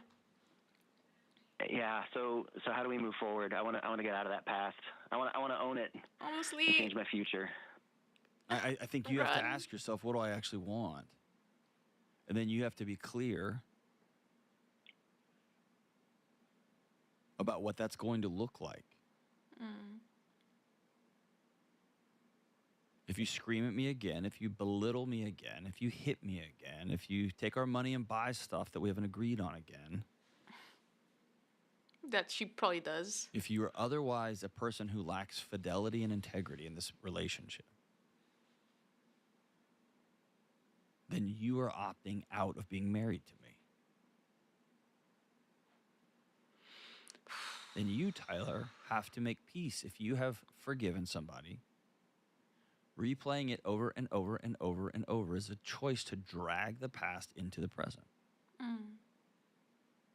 Yeah. And that's not fair either. If she's somebody who's working hard and working hard and working hard, and every time she starts to get ahead, you bring up the past and hit her over the side of the head with it. Yeah, I don't want to be that person. But also, I just get really twitchy. yeah, you got to deal with your trauma, and you haven't dealt with it yet. It will find a way out. It's probably your body working exactly it was designed to keep. Yeah, that's what I was saying. Like the way he feels when he gets into her room after she left is probably just a physical reaction to the trauma. Like he is a traumatized man, traumatized, abused, assaulted, all the things, and everybody's gaslighting him into thinking that it's okay and he needs to deal with it, and it's terrible. He will say that to her. She will cry and emotionally manipulate him again, and he will not, sadly, not leave her. That's my pessimistic guess. Yeah, maybe we'll get a follow up call one day and you'll see that he managed, but right now I'm not too hopeful for him. Sad man. There's a Filipino song about this called Mas. No, I can't read that. I love you more now. The song narrates how less abusive she is now that she's dead. So the POV loves her more in a casket. That's really dark. We took a turn, but you know what? I can see why you brought Keep that you up. safe, and you still have a snapping turtle in your living room that's bitten you and bitten you and bitten you and bitten you, emotionally, spiritually, psychologically, physically, sexually. And you're still trying to figure out, how do I there's not a thing you can say, not a thing you can do. You've said everything you need to say, and you've done everything you need to do. You tried your best, bro. The next move is you looking in the mirror with a professional licensed counselor that you trust, saying, okay, how do I begin to solve for peace and safety in my life? Yeah, and if that means leaving her and running for the hills as hard as it can be, please do it. Please do it, Tyler. We believe in you, Tyler. I like this guy's advice. His good advice. The issue that Tyler won't be able to give his ultimatum without the wife listening to him. Like with the wife listening to him, yeah. She will not listen. She will listen to him, but we use it against him. Like, oh yeah, you talked about our problems in public, and then she'll find a way to turn it to make it his issue, and he did something wrong. Yeah, he needs a friend with a strong resolve to do these things for him, or help him develop that resolve to love himself enough to leave the situation. Yeah. What must be true for the life I want to build? And you start solving for that question. You got this, Tyler. And when you have some security there, you invite your wife in and say, okay, here's what this is going to look like. We're not going for she only hurts me or hits me or violates me or flies off the handle every once in a while now. We're looking for none of that. Yeah. You were looking What for must someone be that true respects for me to you, be safe in my own house. And I know if it's happening to you, it's happening to the kids too. Exactly. What There's must no be true way. for you to get off your phone for hours? There's 100% no way that nothing is happening to the kids. I don't know to what extent, but she's definitely doing something to the kids 100%. hours and hours and hours and hours at a time. What must be true for us to become friends? We've never been friends.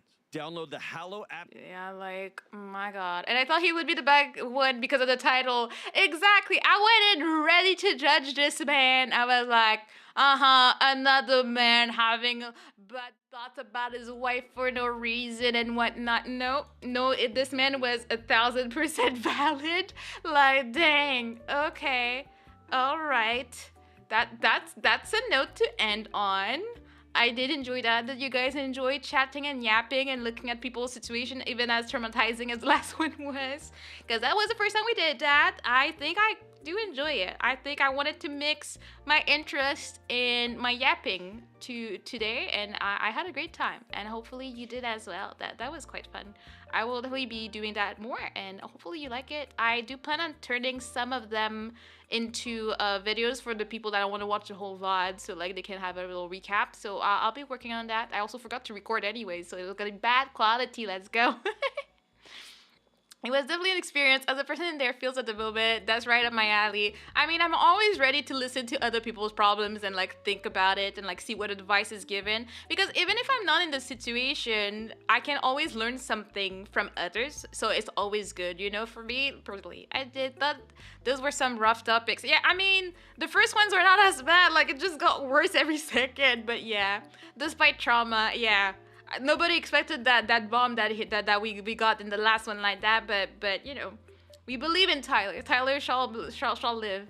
Then good night, Clear. See you tomorrow, probably, maybe. Yeah, I'll listen to other people's problems, and I'll never tell anyone my problems. That's right. That's how I choose to live my life. Nobody needs to know all my problems on the internet. I'm not gonna call these shows, but I'm gonna listen to the others and learn from them, or just be flabbergasted and be sad. So that's pretty much it. But yeah, tomorrow we're playing some games. We're back to the normal. We're playing some more UFO. I'm not sure which game I'll be playing tomorrow. Maybe the soccer one. I liked it. It's been a long time, so I probably forgot everything. But thank you so much for hanging out, everybody. That was pretty cool. Have a good night. Thank you. Thank you. Bye-bye, Clarence. Goodbye, Rain. Goodbye, Jiggum. Thank you, Philip. Thank you, everybody. Squiggle, Kudo, Fish. All the people, all the lurkers as well. It's pretty cool to have you guys around, and hopefully we can get to do that some more. I tell others about my problems, just had jokes, and nobody feels sorry, but at least I get to vent. Yeah, you gotta have at least one person. Don't be like Tyler. Have one person you can talk to about your problems to, okay?